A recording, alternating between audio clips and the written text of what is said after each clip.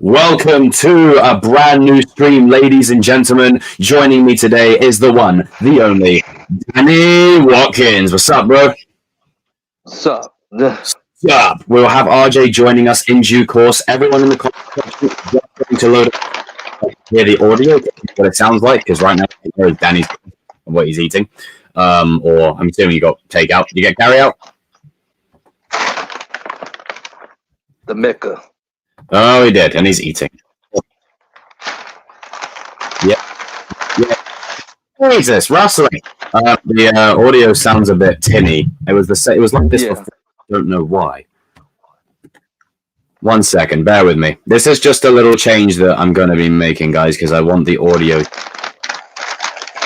Hey, fucking wrestling. My bad, man. Hang on. There we go. 1 second. 1 second, everyone. Anyhow, I hope everyone is enjoying their start to the new year. I hope thus far it's been a productive one for you all. New year, same mission, same purpose, different goals, all of that. And I wanted to take this opportunity before we started streaming to just express something that's been kind of like just sort of playing on my mind a little bit. Because, you know, like I've said many times in the past, something that's been... Yeah, that audio is freaking awful.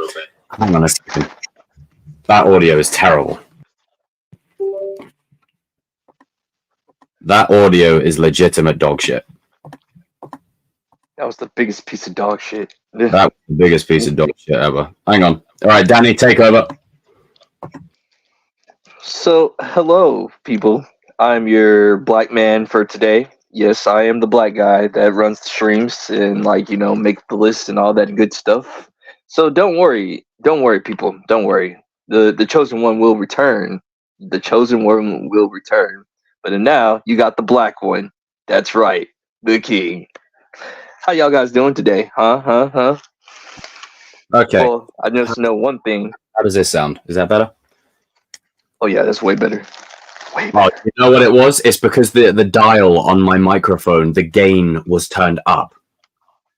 All the way up. All the way up. All the way up. The dial on my microphone, the gain was turned up. All the way up. Wow, what a joke. All the way up. All the way up. Hang on, let me just... 1 second. Just making one little final tweak. Wow, what a joke. Hang on, let me just... Because I know it's been... One little final tweak. Okay, that'll do. That's a bit better. All right. Let me know if it sounds tinny or iffy or whatever else. But I wanted to take this moment, everyone. Welcome to a stream, of course. It's the OG trio, the King, the Goat, and the Chosen. We've got me. We've got Danny. RJ will be with us soon. Here's Danny with our weather forecast. But I wanted to take this opportunity before we started to delve into the topics. Just a little bit about it being New Year and my hope for everyone that's watching this after the fact on rewatch or live. Yeah, you are. Thank you, Twat. I had a moment of clarity about a day ago. And now you're all going to just bear with me. You're all going to wonder what on God's green earth I'm talking about. I'm talking about the realization that life is just too short, and the goals that you have in life, they're not tied to they're not tied to New Year specifically. They're tied to every day. They're tied to months, to years, 5 months from now, 5 days from now, 5 hours from now. There's no specific timestamp on a goal or what you have in mind for yourself. And it's not about setting yourself up for unrealistic expectations or disappointment or any of that jazz. No, it's nothing to do with that. It's more to do with what do you want out of life? And for me, I'm in a space, especially with this lovely space here, where I feel like over the last couple of years, I have been very humble on my journey. I haven't, there's people who have done what I've done with a lot less and got a lot more. Like, that's just the reality. There's always a bigger fish. But for once, I'm actually going to own my spiel. I built this little space that we have here, this little cornerstone of the internet. It's small, but I built this. This is my domain. And I'm going to do everything in my power to protect it. So the way I see it, if you're on this journey and you're chasing more out of life, you're chasing a dangling carrot, you're trying to get to the end of the rainbow, kick the leprechaun in the face and take the gold, get on the journey too. If you're someone that's an energy vampire, a negative Nancy, you have ill intentions, the door is right here. Please allow it to hit you on the backside as you exit the premises. And with that, in summary, I hope everyone's had a great start to the new year. Chase everything you want to in this life for you. Don't let anyone tell you you can't do something. Don't let anyone tell you, oh, just because, you know, they've done this, this, and this. You know, don't let it affect your energy and make you feel any less than what you are. Because what you are is someone that's meant to shine. And that right there, that comes from the Jacob of old. Because I haven't said that any of that kind of stuff in a stream in a long time. And I'm the strongest I've ever been. Physically, this is true. Mentally and spiritually, I'm completely actually there. And I'm going for everything this year. And this leads me on to my next point. Streams will be everywhere. Videos will be making a comeback. There is a lot of stuff, like the other day, that Legend stream was an example of where things are going to go going forward. And it doesn't stop with a YouTube stream. It doesn't stop when this channel hits 8K. It doesn't stop when it hits 10K.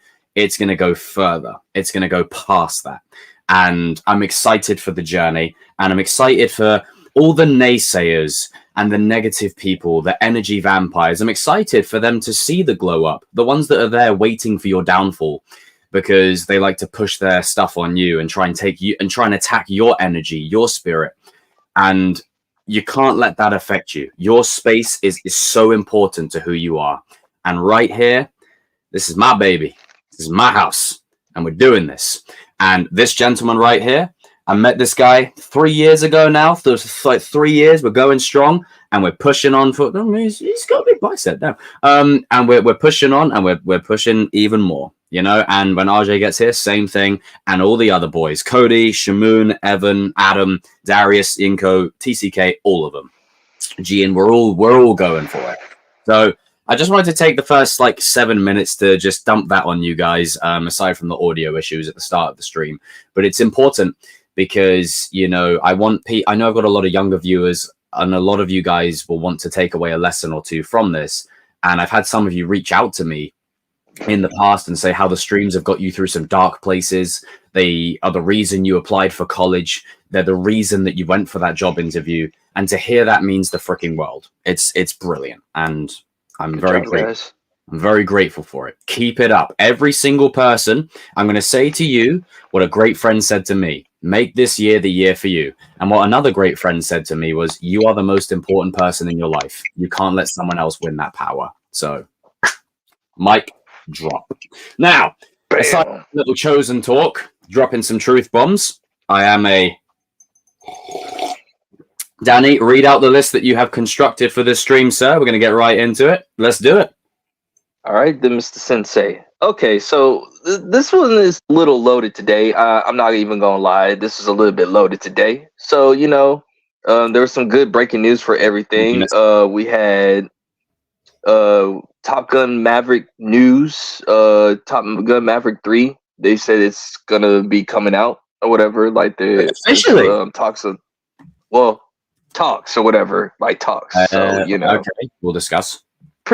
Yeah, we'll discuss that. Of course, this was like from the last stream that you guys wanted to talk about no money in streaming or whatever. So we're gonna talk about that. For our DC news, I believe that RJ sent me something on some Batman writers pulling out and Braving the Bold or whatever. So right. That's either a good thing or a bad thing. Of course, our favorite actress, our favorite Harley Quinn, Margot Robbie, is pretty much saying that she kind of just saying like, you know what, somebody needs to put on the red and the black too. Yeah. And so she's kind of like low key just retiring. Yeah, we are going to talk about Echo for a little bit because, you know, I haven't seen it, so I'll let you and RJ handle that one. Yeah. Yeah, I got some things to say about that. And then like Cobra Kai, you know, it's the like the last part of our segment.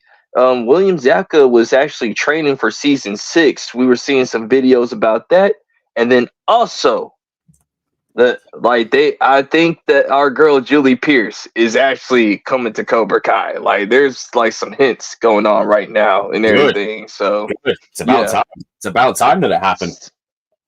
So, guys, let's go. Let's go. Okay, so jumping straight into it, wasting no time. We're going to talk about Top Gun. Now, I have said from the minute I saw this movie, this to me is exactly what the cinematic experience is all about. This movie from top to bottom is a masterpiece. Like, does it have a few cliches and a few tropes in there of like the whole America? Yeah. Woo! Go! Like, does it have a bit of that in there? Yes.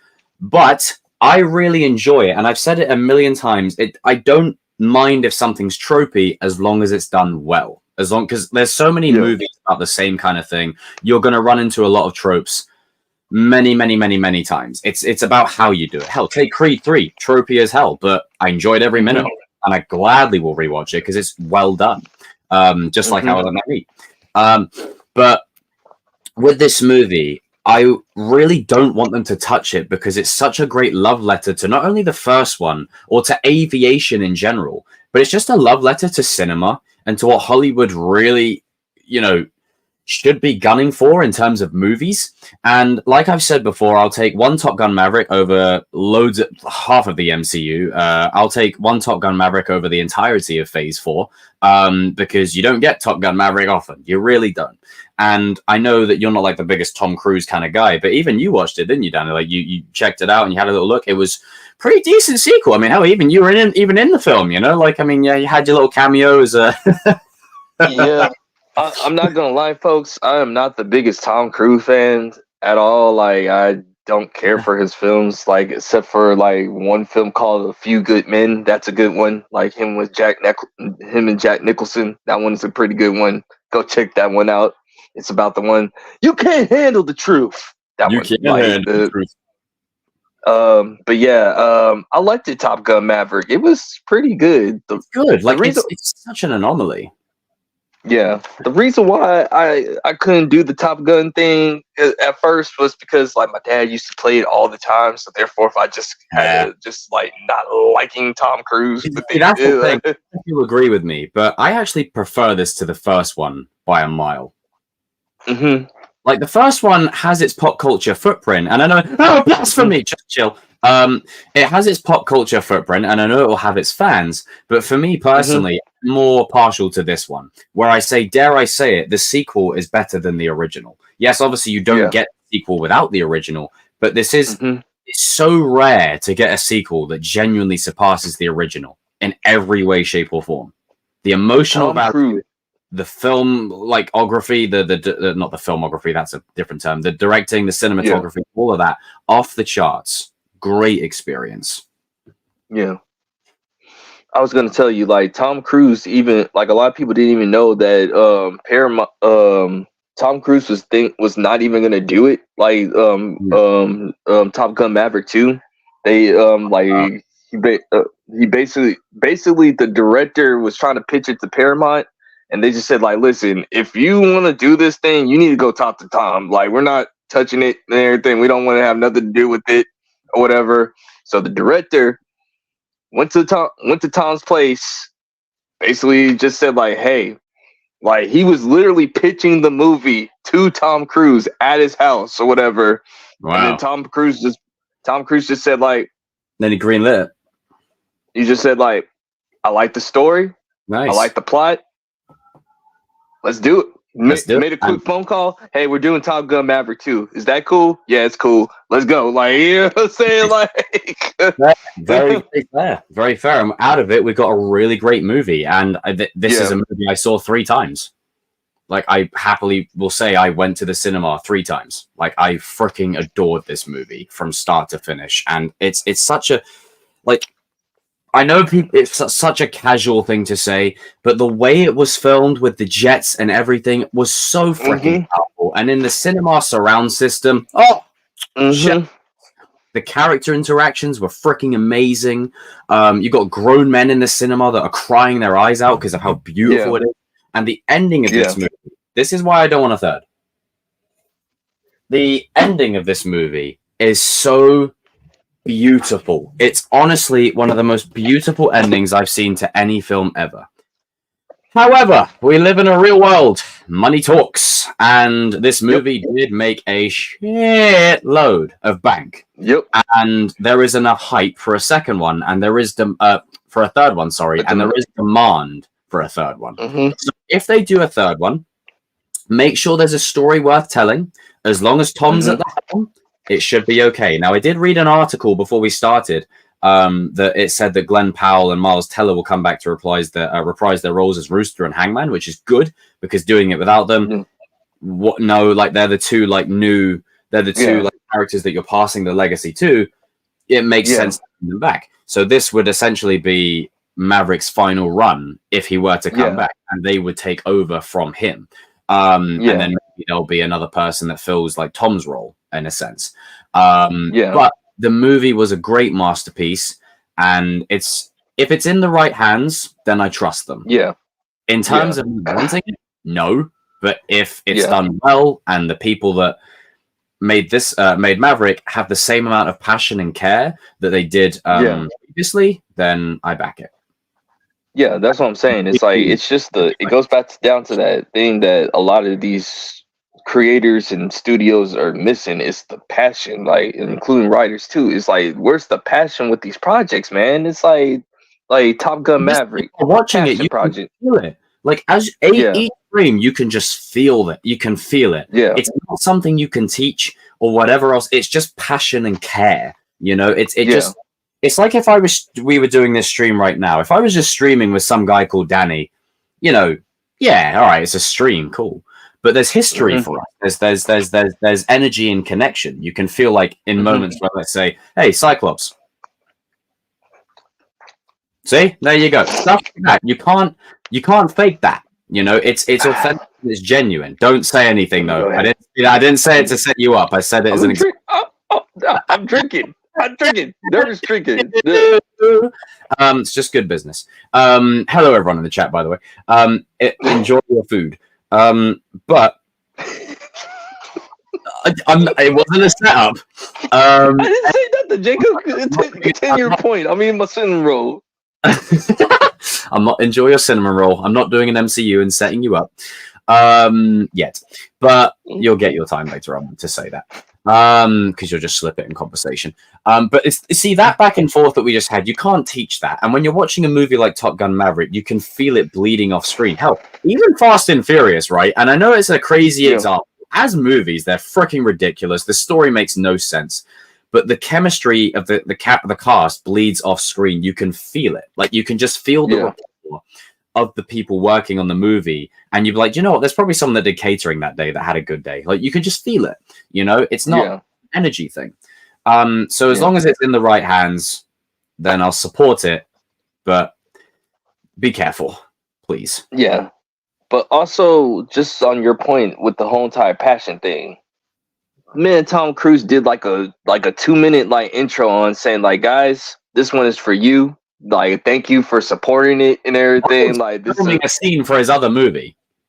Yeah, and I'm like, okay, first of all, name me some actors or actresses that will even do you like thank their fans for like coming to their movie, and they let them know like, hey, you didn't have to do it, but you did it anyway, type of thing. I haven't seen that in like forever, bro. Like Tom was like the first one in like years to do that, man. Exactly, and it's the level of passion and dedication to his craft is something I'm always gonna freaking adore. Adam, what's up, geezer? Man, dynamic duo. Go check that video out, folks. By the way, yeah, leave a link to the latest video that you put up on your channel with all of us and us three and Darius talking about Empire Strikes Back, and everyone make sure you go head on over there and check it out. Drop a comment and tell them I said and then watch it and leave like your favorite moment of the video. But yeah, in the right hands, I trust it. But just for the love of God, be careful, because that movie, dare I say it, no matter what story they tell, I don't think they'll get better than Maverick. I don't think they will. But and that's because it had 30 years of payoff. Like like it's a Star Wars thing. Like you got 30 years of payoff versus like 5 years of payoff. It's just not. It's not the same. But if they've got a story to tell and it has the same DNA of Maverick, then I'll give it a chance. Yeah, that's what I was about to say. Like of everything being made, nothing's off the table anymore for any franchise. So yeah, it's just basically like this. It's like one. Paramount just let Tom Cruise just cook, even though he's working with Warner Brothers. I don't know how that deal went, but like he just let him cook, let him do whatever he needs to do or whatever. Don't just let him do the movie, bro. Like don't interfere. Like obviously he knew what he was doing. Same thing. Bring back the same writers, bring back the same directors, and you guys should have something good. Like that's all you have to do or whatever. In my opinion.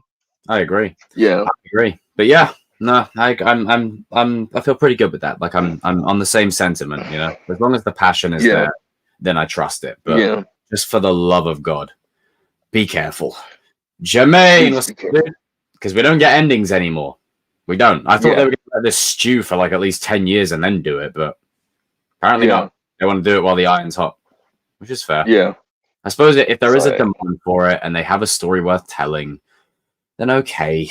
But more so, do you know what it is? Even if the next Top Gun isn't the best, if they at least have passion, then I'll be all right with it. Like even the worst movies, if they have passion in them, you can kind of forgive it or give it a little bit of leeway. Yeah. When it's a bad movie and it's corporate and there's no passion, you got nothing. Yeah. Like, you got nothing. There's nothing there I can glom onto. Halloween Ends. Yeah. Nothing I can glom onto. Rise of Skywalker. Nothing I can glom onto. Nothing. Doesn't discredit the people working on the film. I'm not saying they're not passionate, but just as an overall vision, it's not passionate. Yeah. It's just not passionate, man. It's just there to say, hey, it's there. We did it, man. Like we made your movie, so give us money. Saga. Yeah, you did. You did end the saga. You tanked it. Like you literally tanked the biggest saga in existence. That's a separate. The ending is more crucial than the beginning in the middle. More than anything, it's how you end it. Like if you ended on like as important as ending it. I'm just gonna say this: Jurassic Park Dominion. That's it. Jurassic World. I mean, we've got PTSD from some franchise screwing us over, and that's where we're at. That's where we're at. So you know what? If we get another great movie of planes and there's a great story and Tom Cruise is confident in it and they're doing great, then you know what? I'll take it. Because right now we got nothing. Really don't. We don't do it. Next topic, Daddy. We will leapfrog into the next one. Okay, so like this one is I know like RJ wanted to talk about this. I wish you were here, man. But it's okay. We're pretty knowledgeable on the subject anyway. There is like a lot of things in Hollywood has been going crazy with these streaming wars. And like most of these Hollywood executives just figured this out, that, you know what? God damn it. There ain't no damn money in this damn streaming service bullshit. Like, we thought we're going to replace everything. And guess what? Welcome to cable. Just more digitalized. I mean, it's crazy because when you look at what cable was, we transferred from cable to streaming services to have the choice of what we specifically wanted. Mm-hmm. And now we may as well go back to cable. Yeah. Cable's not going anywhere. As long as there's that cable is never going anywhere. I'll put it this way, folks. As long as there are still sports in this world, cable ain't going nowhere. Like always be it. Like that's, if you want to talk about like one business entity that is never going anywhere, it's sports. It's sports. It's ingrained in our DNA as people. It's never going anywhere. And the breadth of it. Yeah. You know? And it's just crazy because we're in the era of streaming wars. The streaming wars are in full force. You know, this is what we were saying about passion. We're in an era where the streaming wars have overtaken the passion of a show like even Kenobi. When you look at that as a collective, that show was meant to be the bringing back of Hayden, Ewan, one of the greatest midway stories in the entirety of pop culture, fiction, whatever. And they screwed the pooch just so they could say, hey, check out Kenobi on Disney Plus. And that's the problem. It's like, hey, we've got this thing, we've got this thing, we've got this thing. So again, no passion. But in terms of the streaming services, you know, and what they're going for, what I find fascinating is these streaming services make money. Like, we subscribe to them. Hell, I'm subscribed to Netflix and Disney Plus and Prime Video. Like, I've got my subscriptions to them because we got all our subscriptions, by the way. We're not crazy. Like, we're just saying, you know, it's just I like to watch stuff in high quality. I need to be immersed in the story. I don't want to be distracted with whatever crap. But also I don't have a lot of space for DVDs now, so sometimes it's just convenient. But it's like I was saying to you the other day on that. When you put a DVD in, there's more inclination to actually watch it from start to finish on a streaming service, for the simple reason you have so much choice that you could just go back and go on to something else, you know? Yeah. And it's numbed it a little bit for me, but at the same time, it's cool. We've got everything at our fingertips until companies all want to slice, and now every company has a streaming service. And this is what I mean. Yeah. DVD might go somewhere, Blu-ray won't. As long as there's a PlayStation, Blu-ray isn't going anywhere, because you need you can't, like, it's down to like conversion and compression, but you can't put a 4K Ultra HD thing on streaming. You just can't. You need certain equipment and certain materials to make it happen. You need the TV, the PS5, the disc. You need all these things to kind of make it happen. So if streaming is the way, you're going to get the most 2K at best. I'd say you'll never get 4K. Like, unless they the boat out. The thing is like with most. Yeah, because the thing is with most of these the streaming services or whatever, they don't really want you to own any of these. Like they hate this stuff. Like, believe it or not, like most of these streamers hate that you got a physical copy about something, bro. Like, because you're cutting them out of there. You're cutting them out of the pie and everything. Like, exactly. Most of them aren't even in the UK, bar the ones that are big, you know, Hulu or Max or anything. So you're relying on, you're still having that disconnect of allowing people to buy physical media. And, you know, like I said, streaming services are making money, but they're not making the money that they would like they thought it would. You know, because even Matt Damon even said in one, and I think you probably seen this interview too, Jacob, like that Matt Damon interview on how like the streaming services like ruined like most of the Hollywood actors or whatever, because like that's how they used to get their money or whatever, was like about buying physical copies or whatever. But then like as soon as streaming came in, like like half your revenue is pretty much gone, because, you know, once again, a lot of people are not buying a whole bunch of Blu-rays and DVDs like that or whatever. Exactly. It went back to being a niche market. Yeah, times have changed so much. And, you know, it's like I've got this like article here. Not article. This is like a comment that someone left, because I did a bit of research into this when I saw it on the list. It said Disney Plus, and again, fact check me. Like, again, for things like this, I want complete checking. So if I'm wrong, then please comment below. I'm always open to learning. I'm not egotistical like that.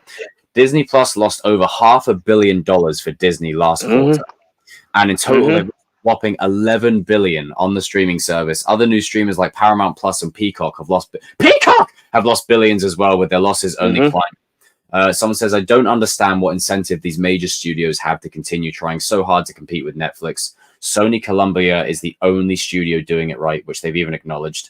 They just licensed Sony licensed out everything. The content to the highest bidder, i.e. streaming platforms, and rake in easy profits without any losses from their own streaming platform to offset.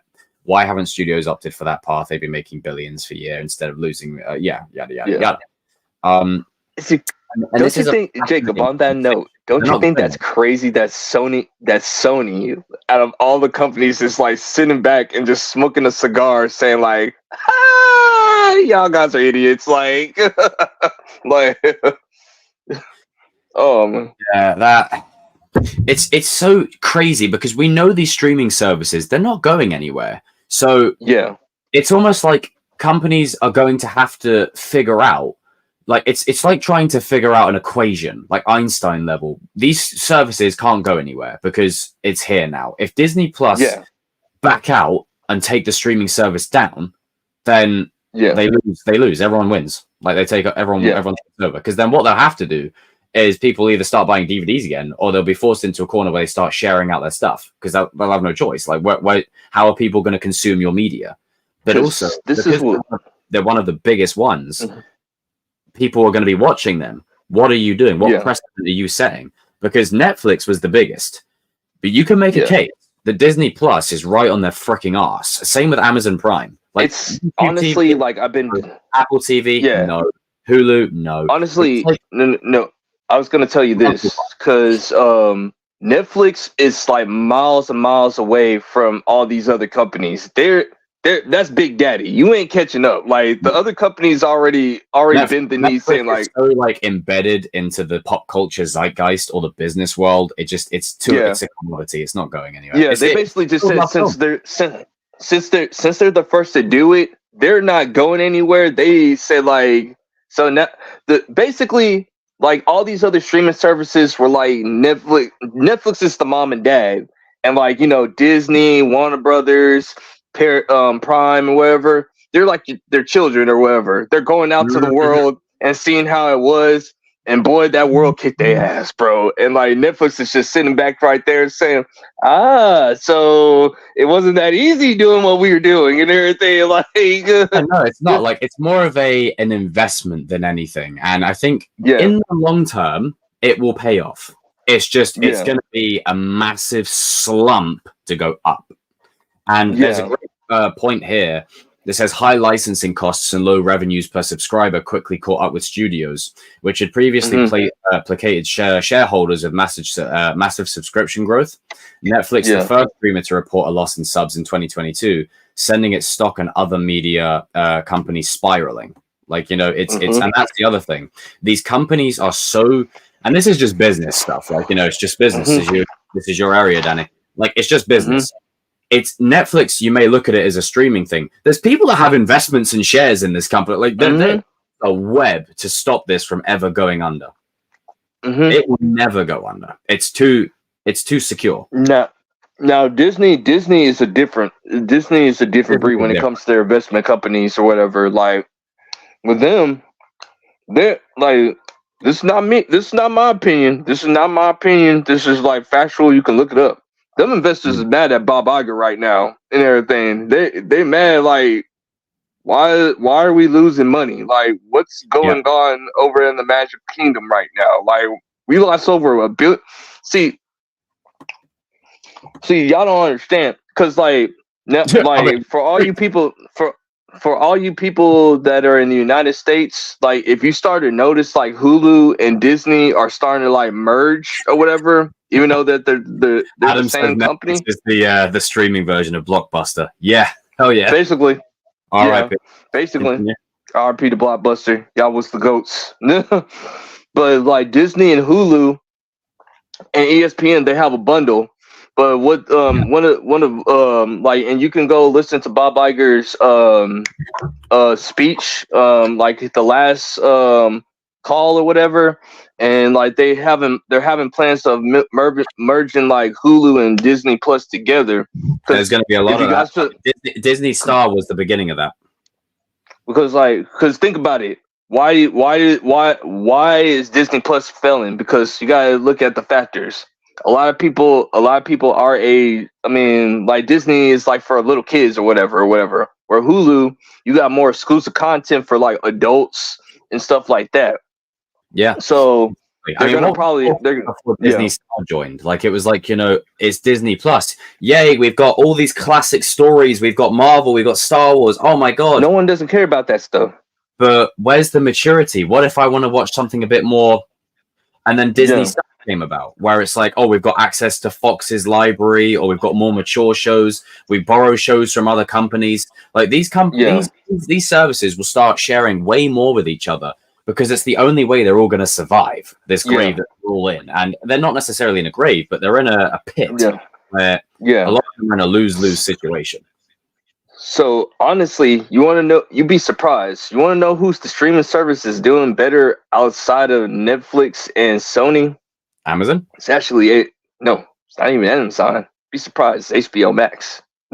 Oh, fair. Because remember, what does HBO Max have? They have a whole bunch of adult content. They have a whole bunch of adult content. Sopranos. Game of Thrones, like Sopranos as well, because that was 25th anniversary. 25th anniversary of one of the and great subscriber count went. That's just 25th anniversary and everything. Like, you know, people are buying the Blu-rays again for the Sopranos. You got people tuning in for the Sopranos, like the numbers went up or whatever. Like everyone has this kind of like notion of like, oh, Disney wants to compete with Netflix and they want to compete with Amazon, blah blah blah. And in a way, yes, but alternatively, they need them to be successful because they're all doing the same thing. They need them to be successful. They need it to work. They need HBO Max to be successful. Netflix needs Disney to succeed. Disney needs HBO Max to succeed. It's all like it's a web. Yeah. Everyone's connected, and it's a ripple effect where they'll all be screwed if something goes wrong. Now get this, like with Prime and Apple or whatever, they don't really care about this stuff. Like they're just doing it because it's side hustle, money, income, or whatever. Like because they got. I mean, is Apple gonna go anywhere? No. Is Amazon gonna go anywhere? No. Like. We know this and everything. Now Disney, allegedly, this is allegedly, whatever. Like they're trying to, like Disney's trying to get clean, like trying to get their stuff cleaned up so then they can sell it to Apple. I don't know if that's true or not. I don't see that happening, or whatever. But Apple can buy Disney if they want to, or whatever. So yeah, that's true. They're the only ones that probably. Because the thing is, the stock keeps on going down. The quality of stuff is going down in Disney. And like, aside from all this business stuff, what's not helping them is the quality of the content is shit. Yeah, it's arse. Like it's bad. It's not good. Like it's really not good. Oh, but that's your opinion. No, it's bad. It's poor. It's not my opinion. Like, look it up. Like, it's becoming a real issue. The content that these streaming services that are putting out, like, you know, Netflix original, Disney Plus original, they suck. Yeah, they're awful. Like, they're terrible. If they were released in theaters, word of mouth would spread, and no one would go see them. But because they're on a streaming service, there's like this shield of defense where it's like, nah, they're good. They're all right. No, they're not. No, they're not. They're awful. I mean, hell, you're going to be talking about later on from whatever. I haven't seen Echo. I'm willing to give it a chance, but I'll let you, and if he's here at the time, I'll let you handle that later on with RJ. But it's, you know, having the quality be as low as it is, you know, because you got to think about. I've said it before, and I'll say it again. Quality of media needs to be at a certain level to retain the casual audience's interest. It's not about the diehard fans. You know, I'm a diehard fan of Star Wars, and even in a show like Kenobi, as bad as it is, I can still find the good in it and watch it because I'm an uber fan. The average person, Danny's disappeared. There you go. It's a chosen live. The average person who's watching these things, they're not looking at it with the same lens as a super fan. They're looking at it as, okay, this is how it is. It's awful. I don't like it. You know, that's a problem. And Cobra Kai, well, I agree. Falcon and Winter Soldier I actually really enjoyed. Same as Hawkeye. I've heard Percy Jackson is actually also pretty good. I need to check that out. But, you know, it's about the casual audience. It's not about the super fan. That could be fucking World War III going off. And, you know... Unfortunately...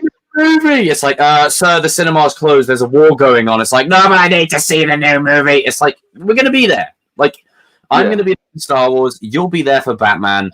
Nothing changes. The Billy Bob, who's like, you know what? I've got a Billy bit Bob with 5 kids. Let's watch this. This dog shit. Why don't we just go for a walk? You know, that's the problem. It's not us. It's the casuals. And as far as the casuals are concerned, Netflix and chill. Disney Plus and chill. Like it's a thing. You know, it's a whole meme. You know, and now streaming is at a point where it is the new DVD. Like it's never going to go anywhere. But the quality of these products as time progresses is going to be what makes or breaks how some of them go about their business. Because the thing is this, and like shout out to the man Eric July, the young Ripper 69 or whatever. He said it the best. He said, like, listen, like it's sad that foreign stuff is taking over American stuff. Like the stuff that we used to be really proud about or whatever. Like, you know, like you got foreign stuff that is doing better than like American television. Like UK television is doing better than American television. You got Caribbean stuff is doing better than American television. Korean, Japanese, it don't matter, bro. Like the quality of American television has went down, and this is a problem. Like, you know, like you're saying that there's too much, like too much TV is bad, but like, you know, every once in a while, I think we should get back those good old sitcom shows that we used to love when we were back in the day. You don't have that anymore, dude. You really don't. Like, when was the last? People watch the older shows. Yeah, and that was the thing. They looked at Disney analytics. Ain't nobody was watching was not watching the Marvel shows. Everybody was watching Darkwing Duck. People were watching like Recess. Say that again. People was watching the Gargoyles. Sorry, Danny, can you say that again? Darkwing Duck. Darkwing Duck. Let's get dangerous. Yeah, people were watching that. People were watching that. Like more watching than people are watching that more than like than the Winter Soldier, man. The Winter Soldier should have been blowing like Darkwing Duck. How is Darkwing Duck doing more viewing than like most of these Marvel shows? The way you said that. No. Hear me out, chat. Hear me out. Let me cook. Like, listen. Why is That So Raven doing better than like all the new stuff? It's like, why is Kim Possible? Like, even Stevens, like the stuff that I grew up with. Like, y'all guys probably know some of these shows. These are doing better than the new stuff. It's like maybe, just maybe. I'm just saying, like, maybe I can help some people out there. Maybe if you just go back and rewatch the shows and see what made those shows special, maybe people, because I'm always open to new stuff or whatever. I'm not like a person that doesn't want to have an open mind, but the fact that Darkwing Duck is kicking your ass and everything will. Well, you see, Adam makes a great point. You know, he's like, hey, gingers need more representation these days, so no hate. Hell yeah, Kim Possible. I agree. Mystic says, when you look at the trending now on Disney Plus, it's all old stuff and hard. The thing is, right, people always dismiss it as, oh, you're just that old guy that can't get with the times. It's like, you old dinosaur. It's like, well, no, because I'm younger than Danny, and I watch stuff that he watches. How old are you, Danny? I'm 32. Exactly. I'm going to be 27 in August. Like, I'm younger than you, and I watch the stuff that you watch. And that's not just because, like we're 90s kids, but, like, you're the early 90s. I'm, like, the late 90s kid. Like, I'm just at the end. I'm pre-internet. I'm pre-internet. I just scraped late 90s. And if you're 98 and above, you don't count. Sorry. It's 97 and below. Primarily because Mighty Morphin Power Rangers. If you don't know Tommy Oliver, you're not counted. Sorry. That's the benchmark. That's literally the benchmark to be a 90s kid. I'm pre-internet 90s kid. Adam is younger than me. He's 23. Yeah. And TCK and Evan are 18. And they watch the same stuff as us. Like, it's quality. I've said it a million times. Quality is timeless. It's timeless. How good. We're still talking about The Godfather today. We're still talking about Empire Strikes Back today. Hell, we talked about it the other day. That's another plug to your channel, Adam. There you go. Yeah, go check that out. It's a good video. Check out the podcast Adam and Danny have. It's pretty cool. I know my man's got some more good works happening as well, so that's really good. Use the force, haha. But it's quality is timeless and it's forever, and that's another reason why the streaming services are suffering. It's just from word of mouth. Yeah, it's spreading. It's just what people say to each other, not conveniently. Not on the internet. People actually have a life where they don't sit on their phone 24/7, and they're able to put this thing down.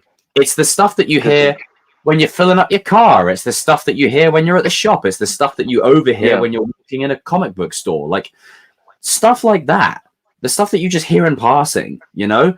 I was on the train into work today. Someone was watching a show, and then they turned it off halfway through and watched something else. And I'm not even joking. Yeah. And that's that's just how people, because some people just save other people time. It's like, you know, hey, I already consumed this product. I don't think you should waste your time nor your money on this or whatever. Like, I'm always going to give you my opinion. Or still up to this day. Yeah. It's like, I'm always going to give you my honest opinion. Like even if you don't necessarily agree with me, I will tell you why I don't like it for this particular reason and everything. On that one. Yeah, I'm just saying. Sorry, right here.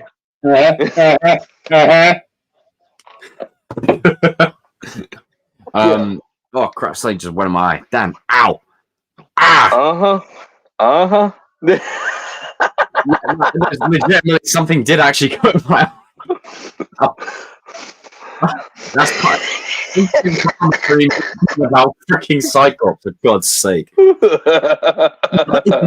Something went in my eye. Don't worry, man. Like, you're gonna get that thing out, man. You're gonna get that bad boy plugged out. It'll be fine. It's probably just a tea leaf. But are you sure? But yeah, you know, and I know that RJ had a lot to say on it and whatever else, but we can always add that in again at a future point, because I know he's got a lot of for sure. His like stances on these streaming services, and it's something he feels quite passionately about. But I suppose we can transition to the next topic. Yeah, this part right here. That's for you. Read that comment. Danny, his Whataburger, I swear, I know he's branded because he's. I smell product placement, Danny. I love you, Scotsman SOB. I love you, bro. Like. All right, what's the next topic, bro? So we're gonna talk about the Batman Brave and the Bold Riders.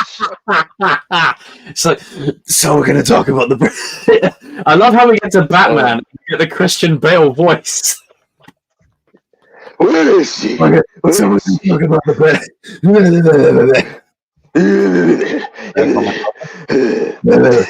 Why do you say it, man? Where is she? Where is she? Where's the dynamite? Where? I'm wearing hockey pads. Oh man.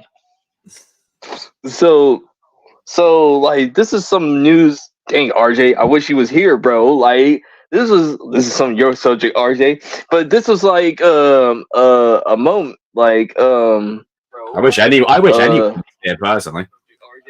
Yeah.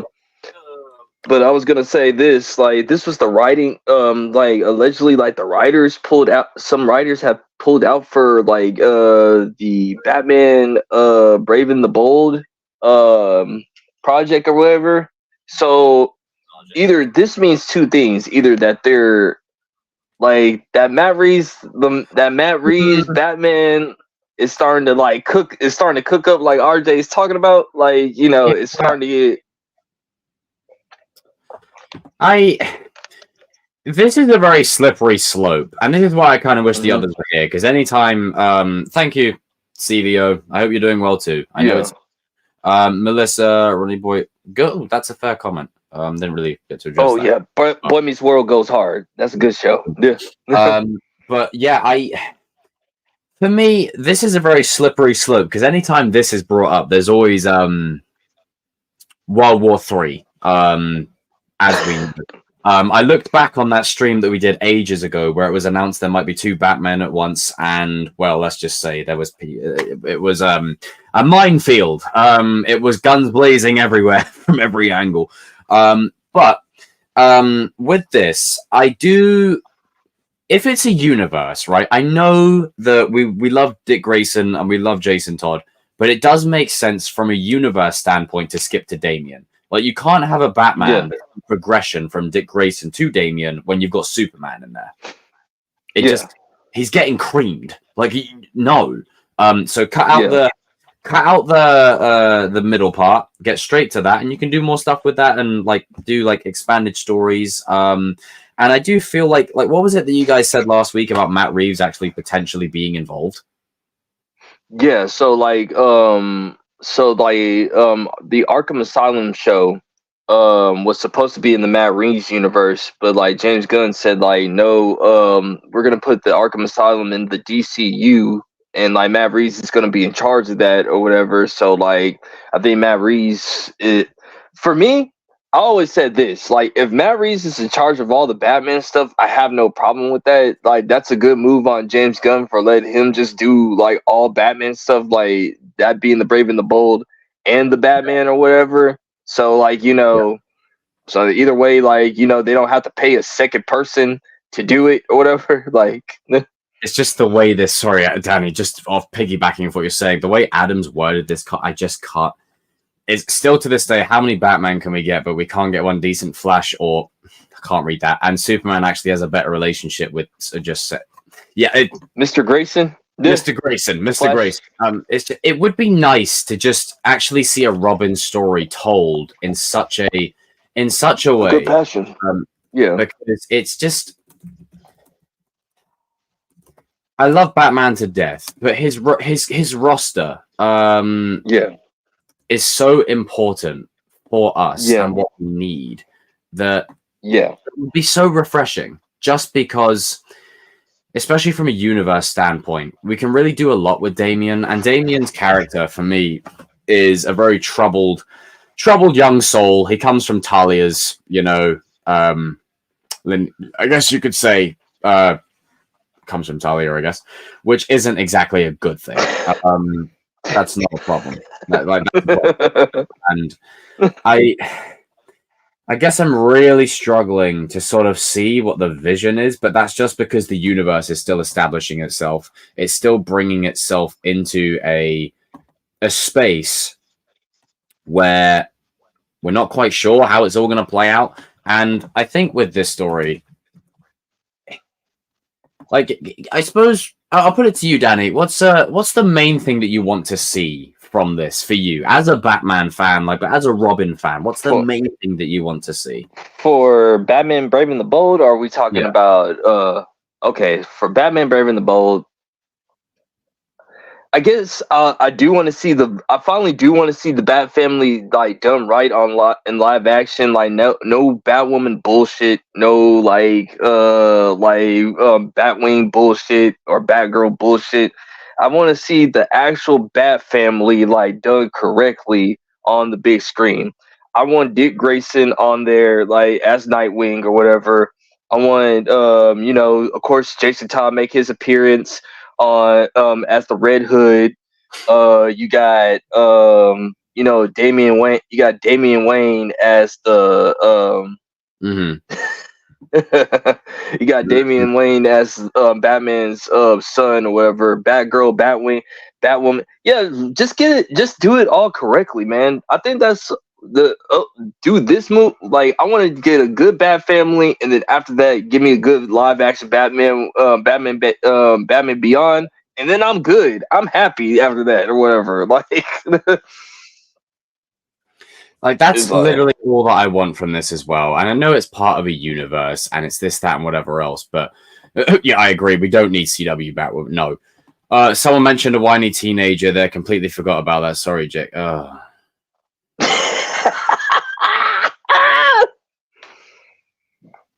For God's sake. Just because you have an opinion doesn't mean you're right.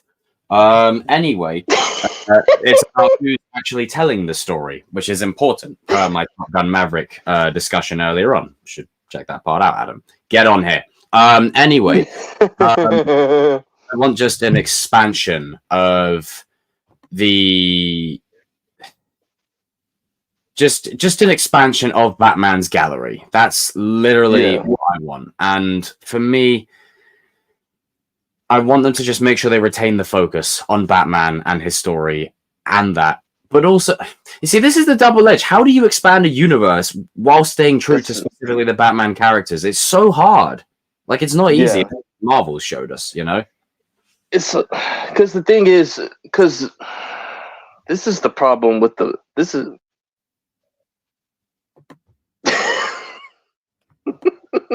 Always like you can't teach passion. You can't teach passion.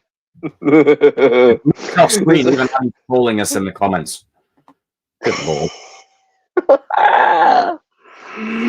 Oh man, I was gonna say, take it.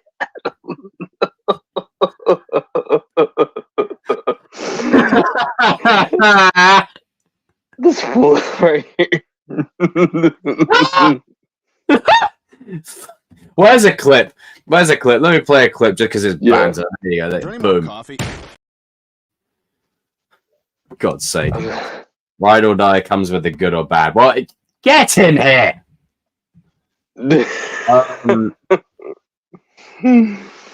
Oh man, I've lost my train of thought completely now. This Scotsman, you got it.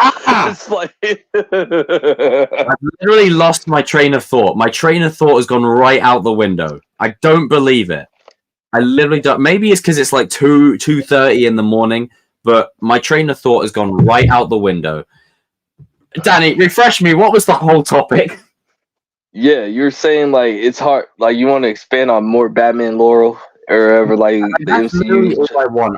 And that's what my hope was for the Matt Reeves stuff. Is I just wanted them to focus specifically on that with no universe stuff, just the Bat family. Like do Arkham Asylum, basically live action. You know, like that's what I wanted, and I think the characters are at their strongest, especially Batman's characters, when you keep the focus specifically on them and you don't go and worry about what Green Lantern's doing. Oh, Wonder Woman is flying again. Yay. You know, down. Like we don't know, just focus on the Batman character specifically. But every time I say Brave and the Bold, though, I think of the show, and I really enjoy that show. That show is actually... I used to deliberately get up early some mornings, like earlier than I needed to for school, just to catch the episodes. Batman Brave and the Bold streaming. Batman Brave and the Bold is actually an underrated series. Like I watched a couple of episodes, I said like, yo, like this has a mixture of Batman the animated series with the Batman with a little bit of that Adam West Batman feel to it or whatever. Like they put all three together or whatever, and I loved it. Like I really did. Mm-hmm.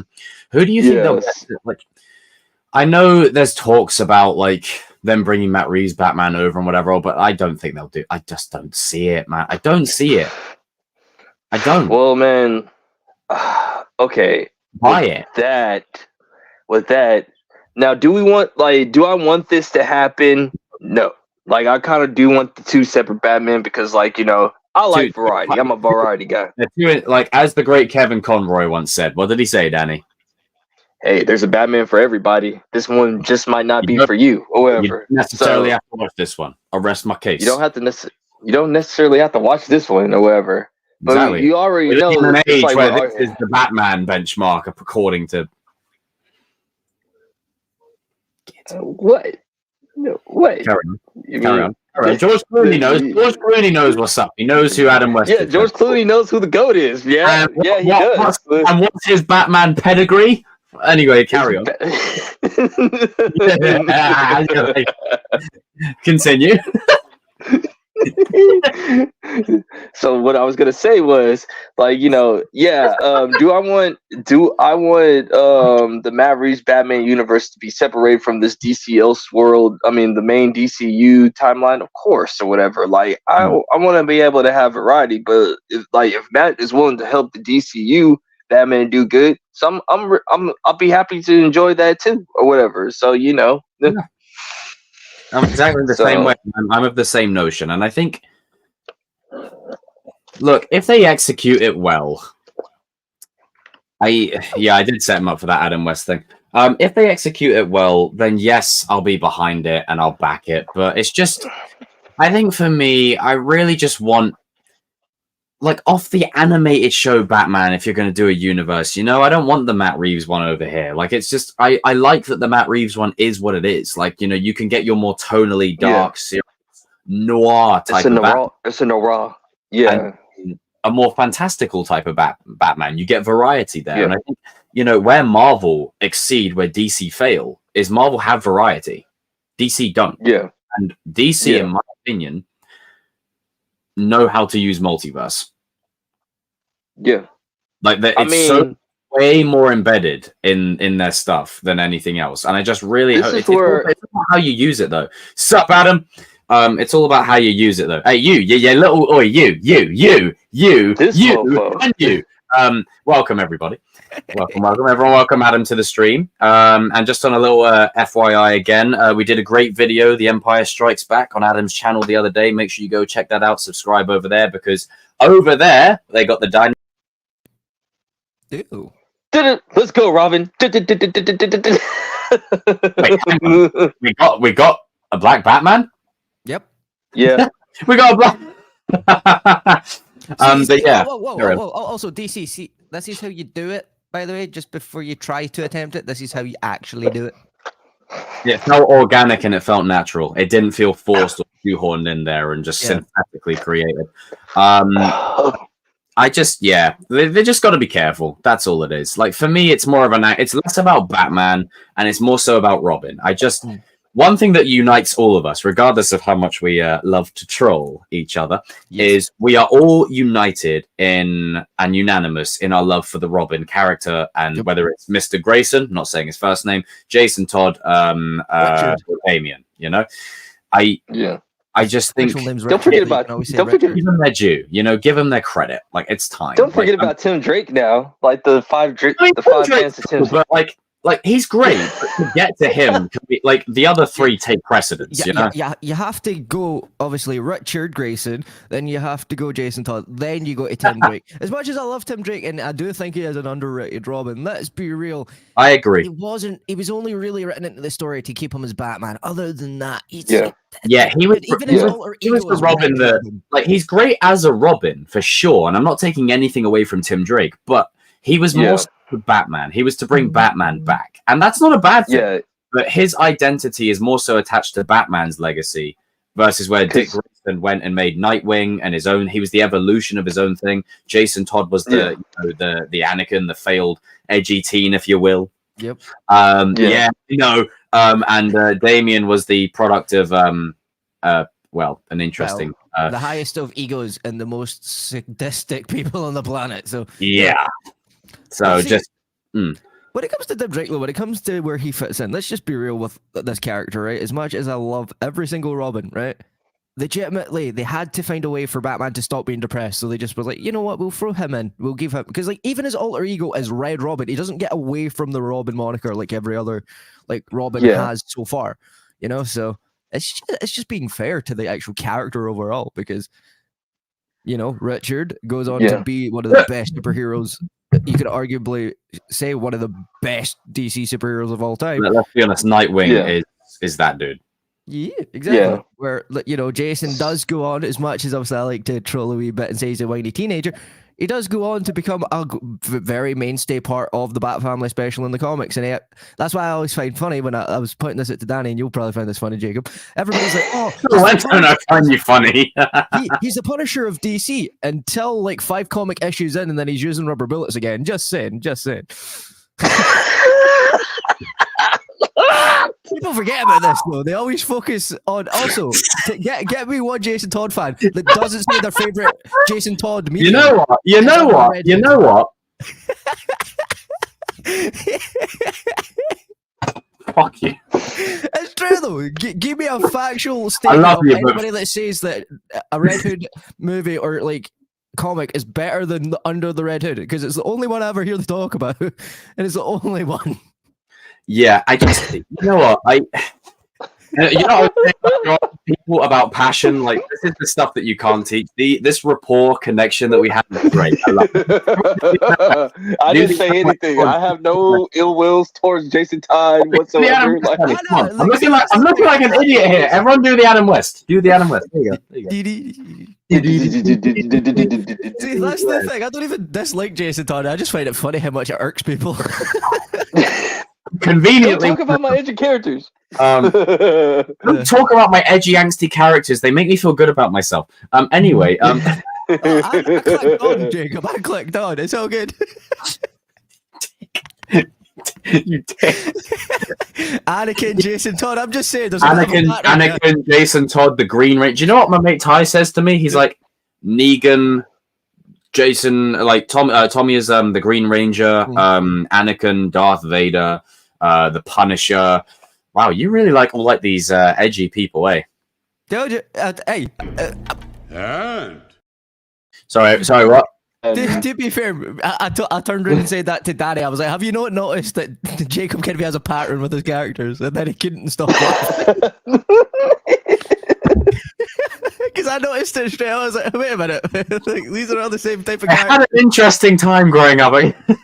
So did I, but dude, come on. You could have at least one smile. Yeah, but then also Dominic Toretto, he's not edgy. He's all about family. He's not edgy. Are you sure about that? People through he's not edgy at all. Far from edgy. He's just weird. Oh yeah, not edgy, but can't. Oh, I don't want to lose to Dwayne Johnson in a fight. Okay, that's Vin Diesel. I'm talking about the character. I'm just saying. Hey, also to be fair, but Dominic Toretto pile driving people through tables and stuff. I'm just saying, like that isn't canon. Oh, mate.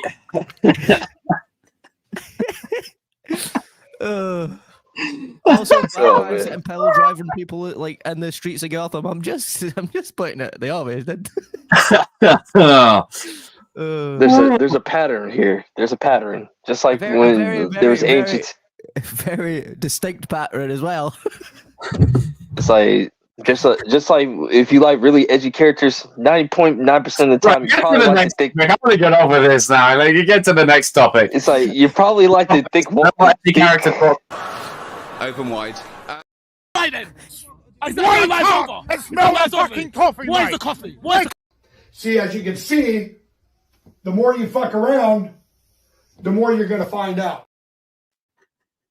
Also, just realize something. On that, you're gonna like thick goth girls if you like edgy characters. Just wanted to say that. I absolutely. I'm not gonna comment. Carry on. I'm not gonna comment. Don't address it. That clip, right? As much as it's a great clip, he's got find out and fuck around the wrong way. He goes from find out to fuck around to find out. Not like the opposite way. From wait, let's play it again. See, as you can see, the more you fuck around, the more you're gonna find out. See, different way. That's the fact.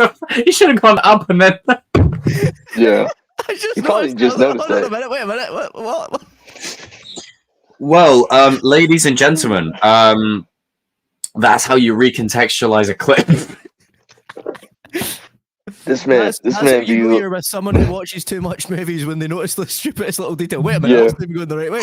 No, it doesn't look right. Like, rewind that back. Like, I'll never forget spoiling a moment in the first Fast and Furious for my friend. There's a moment where like the car jumps up the hill and it goes over the thing. If you look close enough, you can see the ramp. And I said, "Oh, by the way, I just want to show you this frame. Oh, there's a ramp. I can't unsee it now.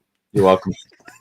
Dude, there's a ramp. Can't unsee it. On a serious note, actually, on that, did you ever used to watch the BBC show, Movie Mistakes, and it showed you every single movie mistake in the history? It was a guy from every single one of them. There was one where it was a movie show that was the host of it. It was great.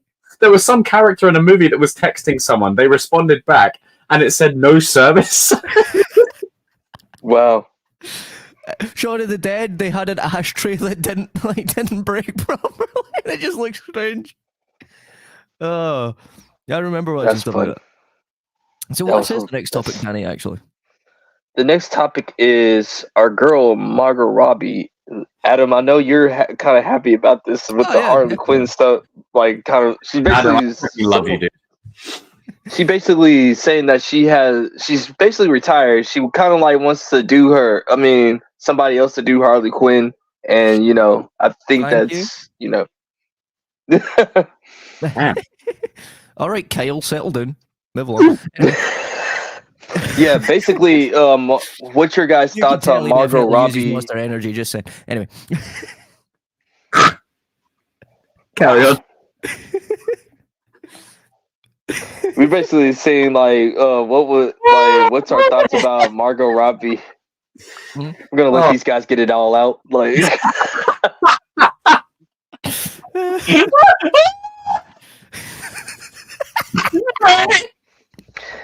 every I deal with stream this. Daddy's left sat there with the face like, come on, man. He's like, just get it off your system. It's fine. Just get it out. just let these. Then Get 5-10 it all out. minutes later, it all kicks off once again. It's like I posted up where it's like the teacher tells you to stop laughing. Yep, I told you. Deal with this every day. Daddy's the substitute teacher that's trying to get the class to settle down, and we're just like, no, having it. Oh god. This is what I deal with every Sunday, guys. Every Sunday, folks. Every Sunday. That's what makes this fun. That's what it does. Yeah. Carry on. Oh god, carry on. Anyway, So basically, just what's your guys' thoughts about Margot Robbie basically just putting, basically just saying that she's gonna retire or whatever? Like, you know, she kind of wants Never she saying kind of wants somebody else. Let's be honest. Oh my goodness gracious. Hey, what's up, Chris? Let's be completely transparent. With Margot Robbie and Harley Quinn, they really tried to sort of force her as the quote unquote face of the brand, and have been for like the last few years, ever since she was brought into the Suicide Squad. David Ayer's one. But it just like, for me, I've never understood the appeal like that. Harley Quinn is cool, and Margot Robbie does such a great job. But she was never meant to be like, oh, Mr. J, X6, I'm the face of DC. Like, no. And I really firmly believed that they were going to kind of find a way to shoehorn her around, because let's be honest, we've said it many times, someone has their favorites. Margot is one of them. So it would just be fascinating to see how they would keep her around. And we still don't know how much of this they're going to soft reboot. And I'm just interested. Like, Adam, I know you've got like a lot of like feelings yourself. Dude, I'm just waiting. I'm just waiting. Guns blazing. Let it all off. Dude, legit. Just go all out, man. I've pointed this out to Danny. As much as I know there might be Margot Robbie fans out there of the Harley Quinn character, every movie she was in, bar one, was shit. So I don't know where the universal love. I don't know where the universal love came for that character. Like, yes, I know she's attractive, and you know it's ironic, you know, in the today's society, you know, there's always a bit we need to make them into a new costume. But arguably, when she was most popular, was in the first Suicide Squad. The reason why people even went to see that was because in the trailer her ass was showing. Just saying, but just pointing out the obvious, right? Also, on top of that, right? As much as I love the Harley Quinn character, right? Let's be real, she's not very that. Like, nuance of a character. She falls in love with Mr. Again, it comes down to like, look, it's one of them things where the star has overtaken the character, and it's like, oh, I mean, what? I'm sorry, that whole Mr. J, Mr. J. She doesn't look like that. You know, it's just like, but to me, and I stand by what I said. If you're going to do a reboot everything. Yeah. Like, get rid of everything. Like, don't cherry pick and keep your toys and get rid of everyone else's. You know, maybe this is actually what's best. And if it gets to a point down the road where they recast Harley Quinn in general, then you know, all right. But like, it's not necessarily a Margot problem myself. Like, she's great anyway. That is true. It's not necessiously a Margot problem. Like, she's great. She does amazing with the role and stuff. She's a good actress. It's the same thing. It's the same thing with Mystique and the Fox X-Men. I said the same thing there. I was like, you're making her a bigger role than she is or needs to be. I don't like this. I don't like it. Just also back in a little bit. Public service announcement to everybody in their Facebook mums. Can you please stop saying Joker and Harley are couple goals? No, they ain't. Oh, nah, don't even get me started. Yeah. Third of all, as well, when it comes to just like Margot Robbie as that character, anyway, Well, let's be real. She's been playing it for like 4 or 5 years. Do you remember the stream I did where it was like, so everyone that's like, oh, relationship goals for Joker and Harley Quinn, and I pulled up an article of the top 10 moments of the Joker tweeting a crap. You know, he put dynamite in him. This guy booted her out of a window. Yeah. This is like on them. There's a lot wrong with Suicide Squad, and it set a bad precedent. That 2016 movie is a bad MTV video, and I freaking hate it. I wouldn't. And honestly, I know the David Ayer cut discussion is still rife and is still out there.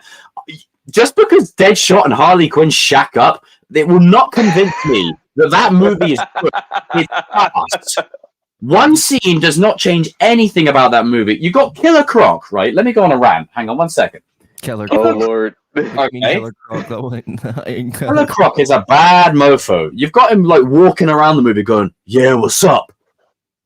That's not Killer Croc. Anyway, that's a whole separate. I'm sorry. That's Ben from Bradford. That is a Killer Croc. A whole separate thing. But it's just, I think for me, it stems to a larger problem with the psychology of people nowadays, where they're like, that's a goal. Joker and Harley Quinn, they're perfect for each other. I don't know what relationship you're looking at. They are not perfect for each other. There's reasons why in many comics and in many runs of the character, she ends up with Nightwing on occasion. I almost said she ended up with Nightwing's first name, but then ironically, she had said I'm not falling in that trap. I'm not falling into that crap, so I'm just going to say Mr. Grayson. I like it. Daddy seems lost.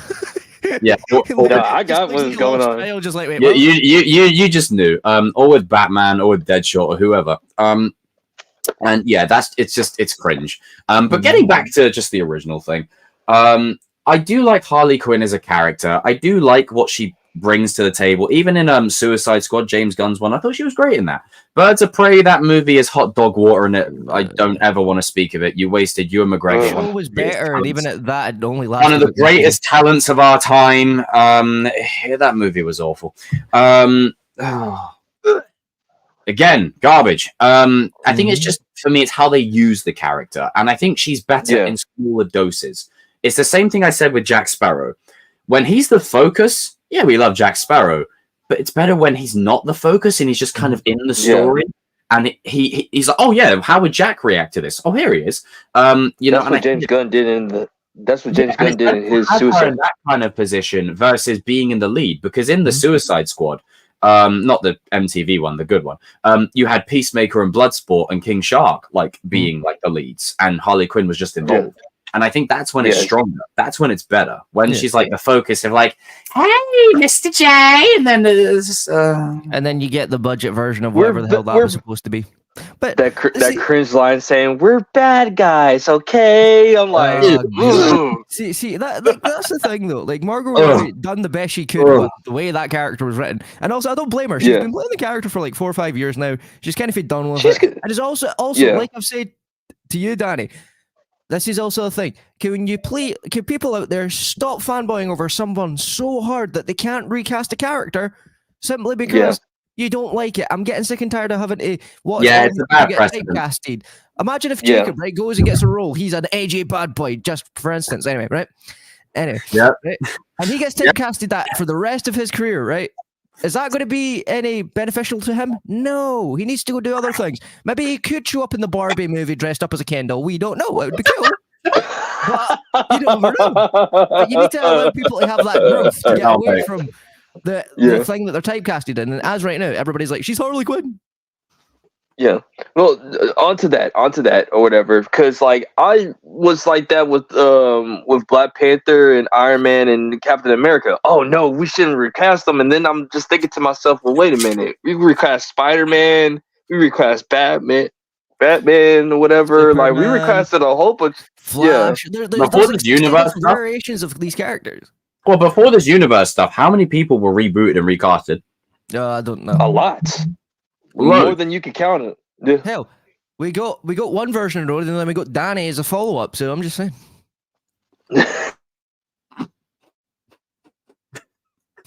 What? It's true. It's just the way he said it. Yeah, I'm very good at just going. Lost my train of thought there. But no, like that's the thing. Like too many people get attached to these characters and then they don't let the actors move on. It's sometimes you gotta, and I say this in a nice way, and it's not because of course you would say that, you're an actor, Jacob. It's like, no, it's just from a general standpoint. Mm-hmm. When you do a job, right? Actually, you know what? I'll use a sports analogy. When you move on, you hang up the jersey, don't you? Mm-hmm. Yeah. And your shirt number may be retired, but someone else will pick up the number 10 years down the road. Yeah, exactly. Also, you don't also want to fall into the trap Oh, like an Adam Sandler. MCU Cyclops, right here. I'm also just saying you don't also want to fall into the other trap, which is the Adam Sandler trap, where you made a good few funny movies to begin with, and then you just kept going and going and going and going and going, and it just lost its like purpose, really. And that's what ends up happening when you drag out a character for so long. Like the only times that has ever been really warranted is like maybe like Daniel Radcliffe from Harry Potter, you know, because as much as he's a great actor, he mostly does indie movies, so you're always going to see him as Harry Potter. Yeah, so it's going to be like when he did Woman in Black, it was like, oh, stop it, Harry. Yeah, basically. I'm watching Harry Potter. Like, it's the same with certain characters from other universes. It's like some actors really, really need to step out of their comfort zone because there's too stuck in one type of archetype. The amount of time I swear to God, right? Just because I have blonde hair and I wear sunglasses, I know every movie I'd be, yo, sir, dude, what's going on? Yo, what's up, dude? Yeah. No.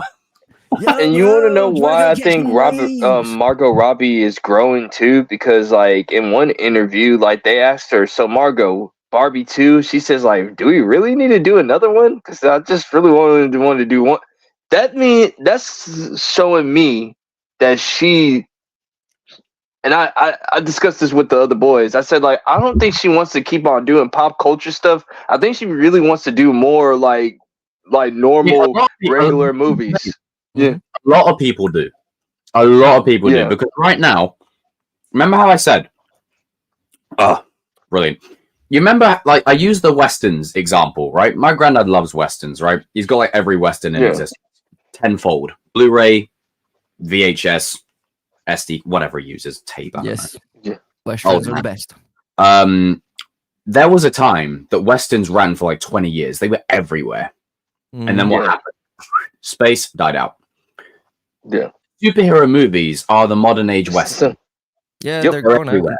And right now, there is a fatigue happening across the board. People are disinterested with superhero movies at the moment. There's not that hype at the moment. And like I said earlier on, before you joined, Adam, I don't know if you saw this part, but I said, they don't care about, the movie studios don't care about us for one simple reason. We're going to be there. There could be fucking World War III going on. And like I said, you know, helicopters flying everywhere. I need to see the new movie. The cinema is closed. There's a war going on. I need to see it. You know, we'll be there regardless. You know what I find funny though? It's casuals that they need to pull in. You know, not us. You know what would be funny though? There'd be that one badass nerd. I love that. Oh, thank you. Sat there during the war, just like chucking grenades at like everything's going chaos, and then they go, whoa, stop! Like World War II. Instead to play football, can we go watch the new Disney film? Instead of the peace treaty of them playing football, it's like, hey yo, Secret Wars. Yeah, Secret Wars. Ironically, while we were Secret Wars. On that, and shout out to our man, Critical Drinker. Me and Adam did a video with him. Go check that out on the other channel. Even said that. Just plug away. Go.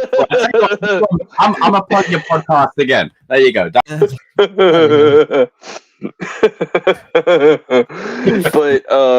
onto that, what you guys are talking about, like with the whole entire superhero fatigue or whatever. Like he told me and Adam this on our when we were interviewing him, and he was saying like, you know, like the superhero movie is like the modern Western, and it's just like it's too much stuff. Like there's gonna like the movie. Okay, I'm gonna tell you the superhero movies that are gonna be okay throughout these fatigues: Batman, Spider-Man, Superman. And occasionally, maybe like. Do you want to know why? It's because those ones are so embedded into the pop culture zeitgeist. My freaking dog would. I don't have a dog. Would go and see it because those three superheroes in particular every casual fan. It's like when No Way Home first came out, and everyone was like, "Oh, I can't wait to see No Way Home with Spider-Man." Have you watched the previous one? No, but I'm here to see it. It's like, well, fuck you. Like, they just exactly. regardless. Also, on that topic as well, how many of you douche Canadians, right, turned around and was like, "Oh, Far From Home is so garbage," but then loved No Way Home to then go and hate on it? Stop hating stuff. I hate that. It's like, when Home comes out, oh my god, it's the best thing since sliced bread. The minute it's done, it's like, shit, it's awful, it's dead, it's boring. It's like, I hate this so much. See, if you're a trend jumper, maybe you should learn to jump off of something else. Yeah. Yeah, because like they said, like Drinker basically said this. He said, like, people are always gonna show up for that Batman movie. People are always gonna show up for that Superman movie. People are always gonna show up to that Spider-Man movie. Now your X-Men movies, your Daredevil shows, your like Peacemakers or whatever, that's a niche audience, man. Like, and like you have to do it good. The first episode or two have to slap and everything. They can't be no like. Sorry, Danny, it's Adam again. This Scotsman here, guys. Sorry, I'm just bringing sexy back. What can I say? Anyway, moving on. I mean, hey, it's getting hot here. Take off all my clothes. Damn. Oh Lord, no, keep them on. Hey, Danny. Where's the appreciation? Where's the love, bro? What the hell is this about? That's my reaction to you, Danny. It's more like this. Shut up! Or Hello there. Hello there. Hello there. But yeah, we'll transition to the next topic for a bit because Lord. I know that, Danny, you are oozing with excitement to talk about this show. Now, as a disclaimer, I've not watched Echo because been busy, life. I just haven't got around to watching it. You're not missing anything. I don't have a burning desire to watch it at the moment. I'll get round to it. You're not missing anything. I will let you take this away, Danny. You go right on ahead. And I know you're going to say, "Oh, man, you ain't missing anything. Let's go." Like, cool. Before Danny does go, public announcements. I've not seen it either. I saw the trailer. Oh, okay, there you go. To be honest, right, I watched. Right, there you go. The white boys are sitting out this one, Danny. You got the full. You can do whatever. I watched the trailer and was like, reason. Shit, I'm out. So, in reason. Yeah. Okay. Now, guys, chat. This is just my opinion and my opinion alone. Like if you like Echo, by all means. You can like Echo. You can like it. You can do whatever you want to do with it. Just for me, if this is supposed to be street level Marvel, then damn, y'all done fucked this up already. Like, Jesus. So wait, am I missing anything? No, you're not missing anything. It was 5 hours for bullshit. That's what it was. Like, there's a lot of silence. There was a lot of silence, no pun intended, and everything. Like, they made the Kingpin. Danny. They made the Kingpin look like a bitch. Sorry, hold on a minute. I need context. You can spoil me. It's fine. It's fine. You can spoil me. How? They have to make this man. They're making this man cry like a little bitch, man. Like, what the fuck is going on here? Was it emotionally earned, or was it done just because? Like, they're two very different things. I mean, if you want to call it emotionally, done, where you remember off of Daredevil, where like he was showing the hammer that he season 3 when he's punching him, that never gets old. He's like, the hammer that Daredevil, the Kingpin uses to kill his dad with or whatever. Like, he brings that up as emotion or whatever, but like it. Does it feel shoehorned? It's a little shoehorn in, and then on top of this, they said that this is canon to the Daredevil series, which I'm like, no. Why? Like, what? Why we gotta make something good? Like, I'm just already letting you know right now. Like, before Daredevil enters the the MCU. Yeah, there's only 3. Yeah, there's only 3 good seasons of Daredevil. Like, I'm not cutting this Disney Plus bullshit and everything. Like, what else? Of course, like, once again, like Echo, the fight choreographs is horrible. Like, I seen Power Ranger scenes better done, choreographed better. I love Power Rangers more than like any. Like, we all love art. We love art. It's more into like we love art. To be fair, I said the same thing to Danny because I was like, dude, as much as it was cheesy and bad, like it was made that way. Like, I love like yeah. You've got to give it as leave. No. Like, at least like that's. I'll give you that point though, Danny. If Echo's doing it worse than that, then they must have done something wrong. Bro, literally. Go watch that Daredevil versus Echo scene. It's all over the internet. There are like, you can slow it down, and you can slow it down yourself.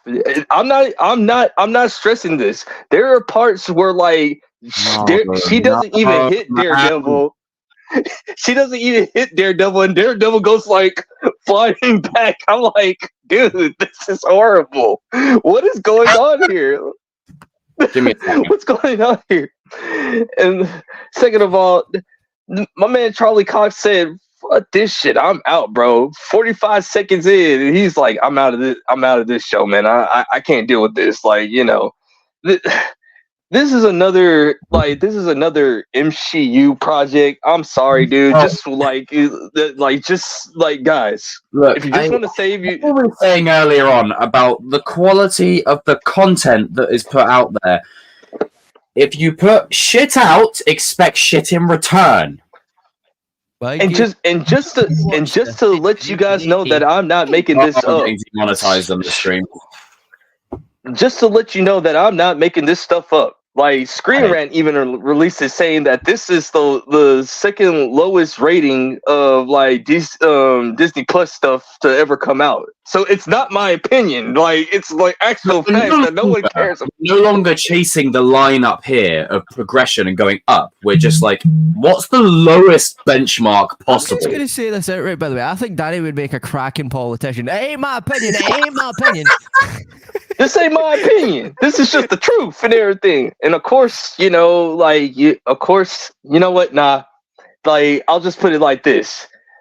They reference with the kingpin of a certain guy that we will not mention on this stream. That's who he's gonna be in the series, because he's gonna be running for mayor. I'll leave it right there. I'll let you put the two and two together, because it ain't this type of stream and everything. That's somebody else's and everything. Like, at the post credit scene, I'll just say it like that. Post credit scene. Oh, fuck's sake! Why does everything need a post credit scene? It's a fucking TV show. No. Everything is defined by a post credit scene now. It's not about the actual content that you get. It's about the post credit scene. Venom 2 sucked ass, and all everyone could talk about is, hey, the post credit scene's good. It's like, well, no, it's shit, and the movie's shit. So no. I'm getting so annoyed. Why do TV shows of all things need a post credit? Because guess what? It's going to lead into another fucking show anyway. It's like, of course, this is going to set up the street Marvel stuff. But if this is going to set, and then another thing about Echo is she doesn't take no responsibility of her killing anybody. Like, I crap you not. She blamed all the stuff that she did on the Kingpin. Like, oh no, I didn't kill those people. You made me kill those people. She's one of those new wave people that instead of taking responsibility for their actions and actually thinking it through, they just go, "It's their fault." Didn't I know someone like that? Carry on. Yes. Oh boy. Anyway, it's getting a little hot up in here. Like, I'm just turning it up, baby. Like, definitely. I'm gonna have a wardrobe change. Carry on. I'm just sorry, dude. Like, Danny, sorry to cut you off, man. But as we see here in the wild, a wild chosen one removing his t-shirt, but you can't really see it. Oi. Listen, I want this stuff to be great. I talked to Adam about this the other day. I said, like, do I want this stuff to be great in the MCU again? I want it to be Yes. amazing. Blow me away, please. Yes. This is Who the wants to problem. dislike stuff for fun? You just want to be negative. No, I actually like peace and calm. I don't like stress. I want these things to be good. Please prove me wrong. I'm begging you, prove me wrong. Please. Thank you. And please don't tell me that you're being impatient and you're not. And it said it. No, enough with the excuses. I'm tired of being patient. I'm being entitled right now. We need good stuff again. Like you made it a girl. You made Marvel a girl's brand. Danny. They don't want you having a brain, man. It's like, listen. What has been going on for the last 5 years? Listen, I'm telling you. Like, listen. There you go. I don't got a problem with female. I don't got a problem with female superheroes at all.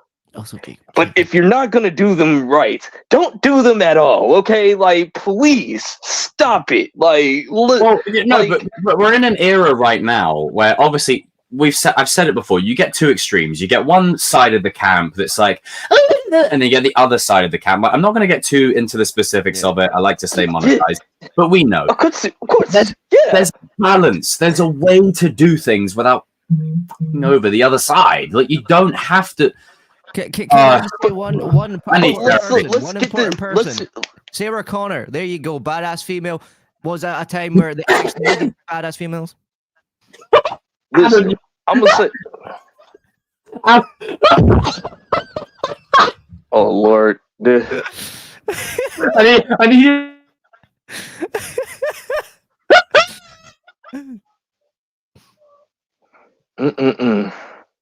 Sorry, I got it all out of my system. Carry on, Danny. Sorry. Oh Lord, he sent you something. No, not at all. Not at all. Nothing at all. Nothing whatsoever. I didn't see anything at all. All I'm just gonna say is this: like, listen, you're doing everything a disservice to your brand. Like, Marvel was just like you had great stories for men and for women. Like now, it's just like some stories on like how can we take down these mean old men because we got to make everything girl bosses. Like even the last part of the show, bro, I was like, oh Lord, they gave the grandma superpowers. They gave they gave her friends superpowers. Like, you know, your granny got superpowers. I'm not shitting you, bro. The grandma got superpowers. How does that make sense? She gonna get a spin-off called Attack of the Granny or something? Like, what the hell is this shit? Who the fuck thought that was a good idea? You better watch it because she's got a Zimmer frame to do you in. Like, hey, listen, I'm just gonna tell it like it is. Yo, Kevin, you messing up, man. Like, what is this? Little bonus power up. You know, like when you're playing a game of history, though. You know, like when you're playing a game of Pokemon and you can choose the special ability. It's like you don't make it rain, you make it hail, and she just throws like a load of pound coins at No. You know what is funny though? Now we could get one of the best cinematic scenes in history of her on a mobility scooter. With the sword, rolling, trying to get me riding dirty. And then it just cranks up the move, bitch, get out the way. Oh no, bro! Like, then she gets in a quarter-mile race with some other grannies. Like it's all about family. It's all about the grannies, man. It's all about the grannies. No, the Grammys, the grannies. The Grammys. The granny. Oh man! So it's 3 a.m. You know? Listen. The thing is, this was supposed to be a mature show. This is not mature. This is not mature at all. This is like 14 at best. Like there's nothing. I'm sorry. There's nothing. I hear you say it's not mature. It's got a mature woman with superpowers. Come on, Danny. Come on. There is no mature. That is a lie. That is a lie. Just to get you to watch. Just to get this to watch this. Listen. Oh my once god! Again, it's almost like they have a history of doing shit like that. Oh my god. Listen, chat. Now you can like once again. If you like Marvel, I mean, if you like the Echo show, and and you want to support like this, that, and all that good stuff, fine. Do that. You can do that. Like, there's no judgment around here. We got people that like Disney Star Wars. Unfortunately, I haven't disowned them or anything like that. But it's like, it's like... Whoa, hold up a minute. There's no judgment zone. There's no judgment zone on here. No, I'm not going to go down that road. Carry on. Like, no, but the real talk. Honestly, chat, you can... Why did he just like Michael Jackson? I was like,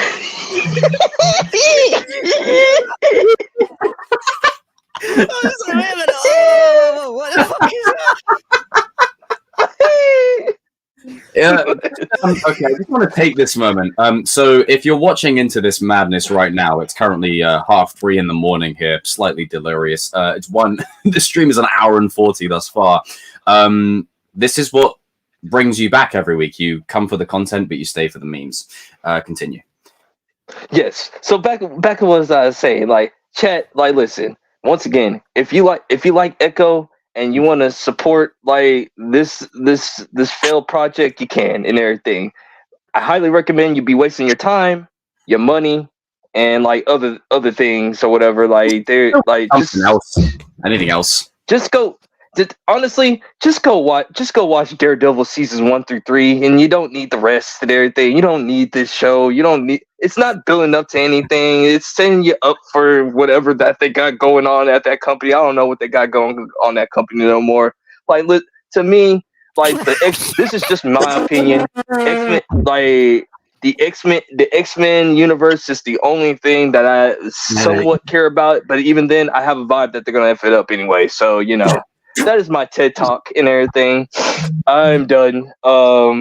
Yeah. Right. I loved your presentation, Danny. I loved your presentation. But next time, can we please get slideshows? That too. Echo was a 4 in the wind. The one.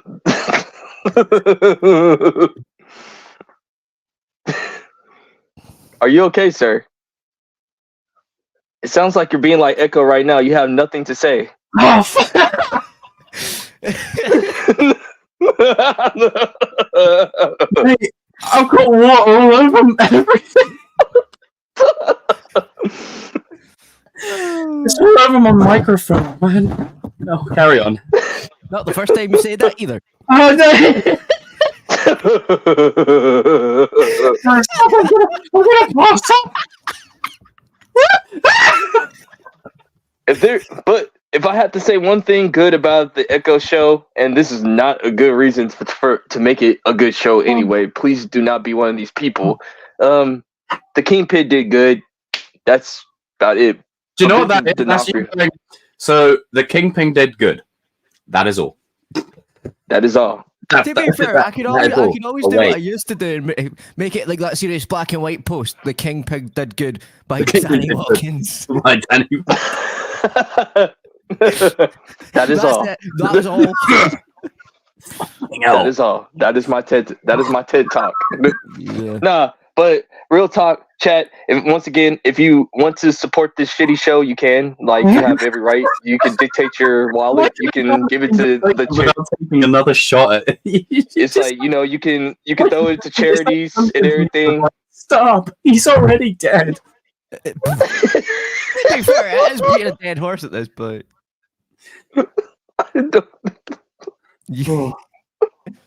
Oh my god. I mean, what else are you got? What else do you want me to talk about the MCU? There ain't nothing to talk about. Like, we can do a topipic change. Yeah, Kingpin. topic change. Yeah, Kingpin is decent. That is all. Next topic. There you go. Let's try. Yes. There you go. Let's talk something. Okay. Something more badass. Yeah, let's talk something fun. Let's talk about something for about 2 or 3 hours. That's gonna get our attention spans up. Is everything good? Yeah, no, everything's all right. I'm just trying to find something. I'm still here in the discussion. I'm trying to find a costume change. Carry on. Right, so topic name? Oh, so topic, first part of the Cobra Kai segment is Billy Zabka. Ooh. Our man, Johnny Lawrence, is back in that training room, and it looks like he's getting in shape right now. Badass. Hey, I'm sorry. Yeah. Billy Zabka was in freaking shit. He was kicking ass. Him Billy and Zabka, Martin let's Cove. just Martin say Cove taking was season doing 6 good. seriously. Dude, Martin Cove was training too. So, like, do you guys think that? Do you think that Kreese and Johnny are gonna fight one more time? By the way it's looking. Me and when me and Shimuna never met up earlier today, we reckon Kreese. What Daniel's arc was in season 5, I think Kreese might have a similar arc in season 6, and I think there'll be a lot of stuff in store for him. I think. Oh yeah. I don't want to stress. To be fair, like the only person that, well, to be fair, like let's be real, right? You see, in a realistic setting, anybody could beat up Kreese at this point. He's a bit old, but the fact that he is as badass as he is as his age goes to a test of his time. So it would make sense for him to lose to then come back and redeem himself, because let's be real, Kreese is at this point is the only character that could potentially redeem that hasn't yet. So it would make sense. Yeah. Trying to find my. Yeah. Also, I think it would be a good fight. Like, jokes aside, memes aside, like Johnny and Kreese, Yeah. for example, like they have such a history there. Or it'd be funny if you got like a Johnny and Robbie team up beating up Kreese. That'd be funny. Oh yeah, that'd be pretty That's good. on beatdown, man. Just like, you think you can take Cobra Kai? Hey, the amount of laughter that I just shed in this like last 10 minutes, it wouldn't have nothing on that if that were to happen. Mm-hmm. Yeah. I mean, it looks like they are like going hardcore training for this for season 6. Like, you know, and this fight choreography is actually pretty good. Just wanted to let you know, chat. Like, that's going. I mean, they're taking their time with it as well, and that's what I really appreciate. So I really do hope that the way this season plays out, just take your time with it. Like, for God's sake, there's so many moving pieces. There's so many characters involved.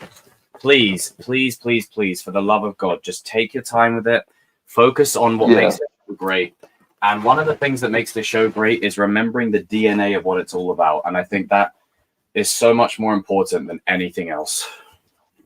I'm Yeah. sure you have to agree. Yeah, for sure. Like they what was I gonna say? Yeah, I think going back to that classic, you know, Cobra Kai between master and student, like one more time, like they're gonna settle the score. They're gonna settle the score or whatever. Do you really think that it's gonna be a symbolism of, like, you know,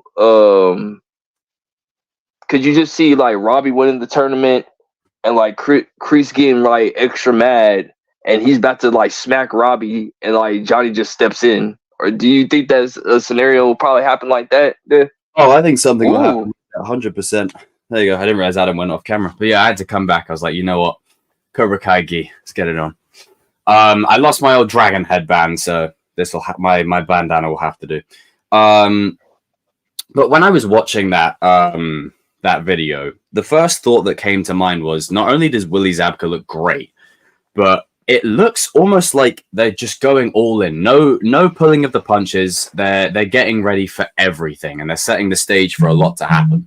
And I think what's really cool is the fact that with all these character arcs and everything, there's so much stuff in store.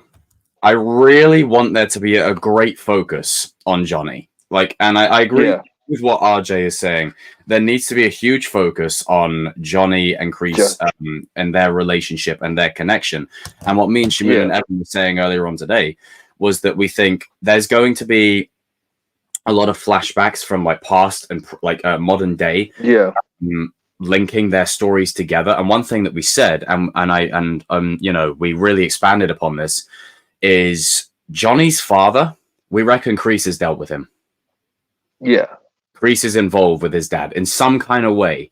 And there's going to be a moment. We said that if Kreese is to die, right? Let's say there's an object. Let's say the Kreese's dad had dog tags, for instance. When Kreese inevitably dies, he's going to give them to Johnny, and Johnny's going to go, "Oh, you did care for me, like my dad." Like, it's like a Yondu type of arc from Guardians of the Galaxy 2. It's going to be like that, where Kreese isn't going to give some big sappy speech of like, "I love you, you're my son." It's going to be more of like, he may have been your father, but he wasn't your daddy. You know, That- I was there for you. I was You were just my about son. to chime back in and say, nah, I won't be like that. I will be like, who's your daddy? It was me. Carry on. So that just came out of nowhere. Yeah. But I'm really excited based on the footage that we've seen, and I'm enjoying it. Like, I really am enjoying that. Oh my god, I'm really enjoying. I really enjoyed that. I really, really enjoyed that. Shout out to Enjoyed that. that will never not be funny. Holy Jesus. But I think one thing that I would like to see is for there to delve into the chemistry between Kreese and Silver a lot more. And one thing that we were saying is that Silver will get out. We know this. I know why you're smiling. Don't worry, I know. Silver will get out. We know this. But what if? And we said that Silver might work with the legacy of Sensei Kim or whatever else, and Kreese will go against Silver. So inevitably, Cobra Kai will self-destruct from the inside. Yeah, leaving it for the taking. Like, it takes nothing away from like Robbie or Miguel or any of those guys or Johnny or Daniel, but it sets the stage for Cobra Kai to basically cause its own downfall by its own students, its own teachings, and from within. Because to take it out, it's like taking out the Empire. You can take out the Empire, the Death Star, but it doesn't. There's still like 5 stars. So how do you go about doing it in a way where it crumbles from within? Because, well, the thing is, my man, like, baby. I would like before this Karate Kid movie came out, I would agree with you right now. But like, part of me is saying, like, you know, like, I think how can like I hope Cobra Kai can die if that kid you know you get what I'm saying, like bring it to a conclusion. Just get rid. But it goes back to what Adam said or whatever. Like, okay, if Karate Kid, the main villain is Cobra Kai, like why? What? Like who's this kid gonna face? Like, are we gonna get like a bootleg version of Cobra Kai, or like what we doing here? Like Spider Dojo in the house. Do. What the fuck? What was that? I had to make a grand entrance. Come on. Sorry, what was that? Spider Dojo. Think about it. Every time there's a big, you know, like tournament, Cobra Kai is like Cobra Kai. It sounds like the EastEnders theme tune. Do. Kreese, what will happen next time? Kreese is upset because a new Cobra Kai dojo is taking over the. Forget who I am. Andre, what's up, dude? But no, I completely agree, and I think, you know, you do a disservice to the show if you find a way to keep Cobra. Feeling. Like when you went, yeah. Oh, bloody hell. Bloody hell. I agree. Like, Cobra Kai does need to go. It needs to end completely. And I don't mean the show. I just mean as a dojo, we need to get it to a point where it's like, no. Like, I remember, I've just had a thought where, did you guys remember there was that whole trend of like, oh, strike first, strike hard, no mercy. And they put K and N at the start of no to like when to no mercy. And I'm like, okay, all right. From a wordplay standpoint, I like it. From a logical standpoint, no, because the history and the legacy of Cobra Kai is completely the opposite. Like we've seen time and time again in this show, this dojo has to go. It can't stay. Yeah. When you've got Johnny, who's basically saying Cobra Kai out, and now you've got Robbie out, Tori out. Go, dude! Like every single person. What can they do with the dojo? Like, they've run the course with what they can do. They really have. Yeah, because like, look at the history of Cobra Kai. Like, it corrupted everybody. Like, even Daniel, when he was there for just about a week or two and everything, he was talking nonsense to Mr. Miyagi. Like, it's like that. Don't remind me of that. I don't like Daniel in Karate Kid 3 at all. Yeah, but see, that's another thing. Like, they do need to end like the dojo, because like at this point, right? Other like Kreese and Silver are so advanced in age. Like that's why Kreese said it multiple times. They want Robbie to take over the dojo, and that's why it makes sense for Robbie to end the dojo. We've said it multiple times on this channel, and It's not because I'm a Robbie fanboy. It's because it's cinematic language. Yeah, any writer would agree. I bet if RJ and Darius were on here, they'd agree exactly the same. They would agree. Because people need to realize that yes, as much as we love the show and it gave us our friendship and it was the thing that brought us all together. No, hold on. It gave us family. But it gave us our family. You know, as much as it's done that, also there's also a time where you need to know to let go. And I've had to have this conversation with a lot of people about stuff when it comes to movies and characters and character growth. But they seem to not be able to let go of things, and it's like you need to learn to let go because eventually it's also an important lesson for life. Yeah. And it's one of those things where, like, as much as I love Cobra Kai, like, I'm just waiting for this to be all over. We're going to have fun. We're going to do a bunch of videos. You know what we're going to do. But it's the same as, like, it needs to have that goodbye. Because that emotional payoff as well. Like, it's like, again, how you end it is as important as ending it. Do you get Rise of Skywalker or do you get Return of the Jedi? Like, what do you want? Or you get even worse than you get Halloween Ends, you know? Oh, fuck. Yeah. Exactly. I swear to God, that movie. That is the one movie that made me a non-completionist in Blu-rays. Same. I said to this man here, every time we do a party, we're doing every movie. I made this guy watch Back to the Future Part 3. Mm-hmm. We did every movie, unfortunately. We did every movie. Halloween showed me I don't need to be a completionist anymore. I can pick and choose because this is incredible. Well, the fact that you can actually make people prefer Busta Rhymes drop-kicking Michael than actually anything else. I see the day where Busta Rhymes is going trick or treat, motherfucker, and then go, and then kicking him through that. Again, he doesn't just kick Michael Myers, right? This is the Shape, the boogeyman. He drop kicks him through the freaking window. I'm like, this, and then he's like tapping him on the head and telling Michael Myers what to do, and the Shape listens. What the? What? No. But I will take that any day over anything in Halloween Ends. That movie. I'm sorry. The Michael Myers hitting him the knife like. He's sorry. Everything on that movie was off. He's giving him a knife. He's like, take the mantle. What you doing? Get over to this fact, right? That guy that was meant to be playing the other main character was supposed to be 19, but he looked like he was 35, and he had a 95 day job.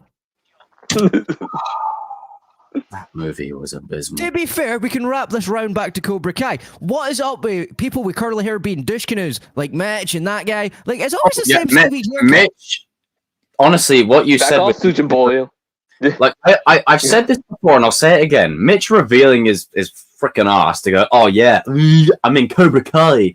You know, anyone, right? I just want to put this out there. When that reveal happens, we're not supposed to take it seriously. We're supposed to laugh our asses off. Mm-hmm. Yeah. That will become the norm if this show carries on for anything longer. Yeah. Yeah. Because, like, you need Hey, my man. Everyone raise a toast to my brother right here from North Carolina. Jacob, how you only can get you one. screw that up so badly? God damn. You only get one. I'm joking. You know, the one resets every new year. It's a new year, so there's. I mean, Danny. Sorry, that's two. What do you mean by that? Can you explain that? I know what I'm doing. Right. Make it strike three. Would you say we all look? You know, tomorrow's Martin Luther King Day. Well, it's Martin Luther King Day over there. I'm not even attempting to strike three if that's the case. No, I like my life. I got to make it till Tuesday. Like I like my life. Like I'm not. I'm not gonna die yet. If you don't see me at all for like a week, then you know why. Yeah. Yeah, Darius, we're just talking about how like Billy's been like training him and Martin Cove or whatever. They've been training in the map room, and we're just like thinking, what do you think about that? I really hope they'll go all out for the fighting because, unpopular opinion, I was talking to somebody about this the other day. I think it was all of us on the call. season 5, other than the Chosen and Silver stuff, I wasn't a big of a fan. I wasn't a big fan of the choreography, like especially with the kids. With the adults, it was fine. Yeah. With the kids, I wasn't as big of a fan of the choreography last season as I was like. Yeah, I feel you. Season 3 and 4, I think, was the peak of it, especially 4. Mm-hmm. Season 4 fights are fucking awesome. That's like the best part about that season. But yeah, no, I feel you on that one. I hope they go all out for the fights because it's the go last with season. This is the biggest, baddest season. Yeah, leave no stone unturned. Go all in. Don't leave. Like narratively, everyone should be at their best here. Like everyone. Yeah, this should be like peak. Like it's like when you're watching like DBZ or anything like that. This is like peak. This is where like Broly's involved and everyone's at their peak power and Gohan and Do you wonder they had to get the copyrights off of Daft Punk because they used bigger, badder, and stronger? Yeah, it's like the Boo Saga. She like the Boo Saga. They use a DBZ term. Like everyone should be at their strongest here. Yeah, definitely. Yeah. For sure. Did you guys hear? I did hear some interesting things about season 6. I heard that they're apparently Sholo said they're rewriting the first 2 episodes. You guys hear about that? Yeah, they're rewriting the first 2 episodes. They're reshooting. They're rewriting and reshooting the first 2 episodes. Yeah, I heard about that. And I don't know if that's a good or a bad thing. Yeah, that could go either way. There's a lot of theories as to why. Some people think that it's because they're adding a certain actor into it. Well, that's gonna like lead into our second part. It's like it's Colonel Dugan. It better be Colonel Dugan. I want to see that. It's Colonel Dugan, bro. So I guess we could talk about the last part of it, like of the segment. Since you said it like that, Darius, talk about like Sensei Kim, Julie Pierce.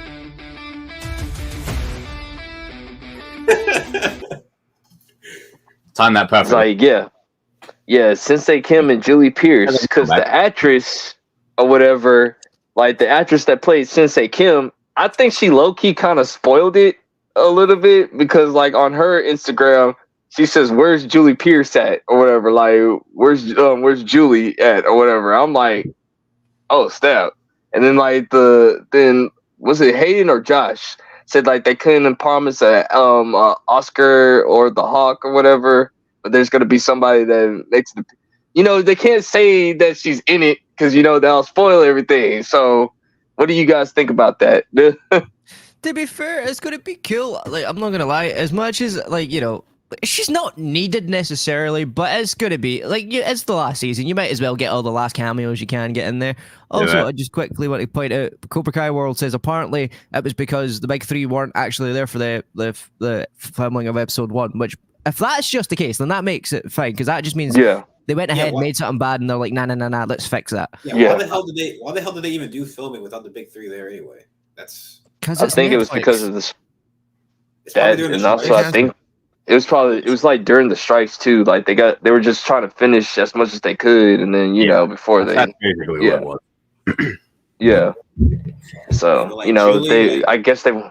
Yeah. Julie, go ahead. Julie kind of has to be in the story because let's be real, we're talking about this.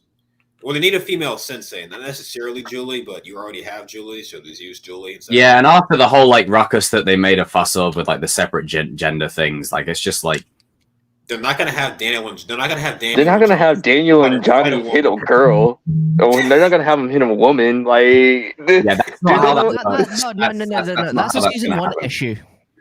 Yeah, we're not. Especially because with the kids, you can get away with it. They're kids, but these are 2 grown-ass men. These are 2 grown-ass men. Yeah. Do you remember the good old days when you? And I do love Sam and Tori, but Sensei Kim has fun torturing. Hey, Jacob, you will get this. Yeah, you love the good old days when you watched WWE and you would watch a woman get pill drivered for a table and no one batted an eye. I mean, we still get Randy Orton RKOing. So, Yeah, I'm just taking them out of those old grouchy guys. Yeah, Sensei Kim, she beat up Devin, Sam, and Tori it was nothing. In season 5, she kicked all their asses. She literally broke Tori's hand again, because she wanted to. From a story perspective, I think Julie can, because if you consider Julie's character, she's kind of halfway between Sam and Tori. She had anger issues. but she's also like a Miyagi-Do girly girl. Girly Yeah. girl. She's kind of the middle ground for both of them. So she Yeah. can probably get both of them to. Now this is my theory, Darius. I don't know if you heard of it or whatever. Like I said, like you know how Chosen, Johnny, and Mike are like on trial for Terry Silver or whatever. I said like, you know what? The way they can bring in Julie without like forcing her in is like she can literally be Daniel's lawyer or whatever. It'll make sense. Whatever. I mean, they've done stuff like that before, like with Jessica and last season. Well, it would be like, better than bringing her in, but like she's Yeah, this I first agree. parent. Yeah, or like yeah. Hey, this is how she returns in the final season. Conveniently, she's Darius's mum. Yeah, because people want her to be Dimitri's mom, which I'm like, that doesn't make No. any sense. Why would she be? That would not make Also, sense. I'm sorry. Did they see how badass she was in that movie? She would not have a Dimitri Julie as is a child anyway. legitimately a G. Like the kind of stuff Dimitri says about his mom, like his mom was like a helicopter parent that like doesn't let him like go outside and shit. That's not Julie Pierce at all. Like no. Unless something Like- happened to her between her movie and in between, but it would still not make sense. To be fair, that just sounds like a certain if TV. If Julie was in the Valley, she would have stepped in by now. So she can't Yeah, she would have said like. Not earned or Like Daniel would have like gave her a call, like, hey, like It's the same analogy that I use for like, the X-Men have been in the MCU the whole time. It's like they wouldn't just stay in Westchester while shit's going down and go, cool. Like they wouldn't do that. Like Julie wouldn't just go, I need to. Why can't you intervene? Why can't you get involved? Nah, Daniel will handle it. Like if I had to guess, Julie still lives in Boston, like from her movies. And she doesn't know anything about Cobra Kai, like yeah. unless Mr. Miyagi told like she seen like the logo like about Daniel's pictures or something like that. Yeah. See, the way they're gonna have to write it is gonna make it needs to make a lot of sense. It's gonna have to actually work because it could go so bad in so many ways. So they need to figure out a good way to actually bring her in, make it make sense why she knows what Cobra Kai is now, or why she didn't know who Cobra Kai was. They're gonna have to actually properly. I'm not worried about that because they did it with Chosen. Yeah, they did it with Mike Barnes. Even they Mike. gave him a good reason. This is true. They've shown a track record of like being able to bring in like those. Even with Jessica, like there was a reason why they brought her in, and they did it. And it services the story. It's not just like, hey, so and so's here. There's actually a legitimate, quantifiable reason. Yeah, even with the Cobra Kai guys in season 2, like they went with the whole Tommy stuff. Like that made sense. Like they've found a way to bring in everyone. Yeah, because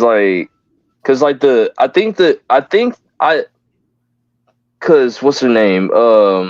Hillary Swank. She said that she never got a call, but I was talking to Shamoon. I think she did get a call, and she just can't say anything. You know what I'm saying? Like, yeah, can't say anything. Like, let's be honest, guys. Let's be honest. She's back. Like, she's back. Like, it's just it's like the Toby Andrew thing. We know that she's back. It's just a case because of I'm sorry. As much as I love Amanda, she does not have Sorry, enough time Evan. to get badass. They have NDAs, guys. They can't. They're literally legally they cannot say Yeah. anything. I don't. Again, this comes from people that don't understand how the film business works at all. An NDA means you sign it and you don't say a thing. Otherwise, you get blacklisted. You don't say anything. Yeah. Then how the hell is I'm not going to say it. Wait a minute. How does that make sense if James Gunn's on Twitter every 5 minutes?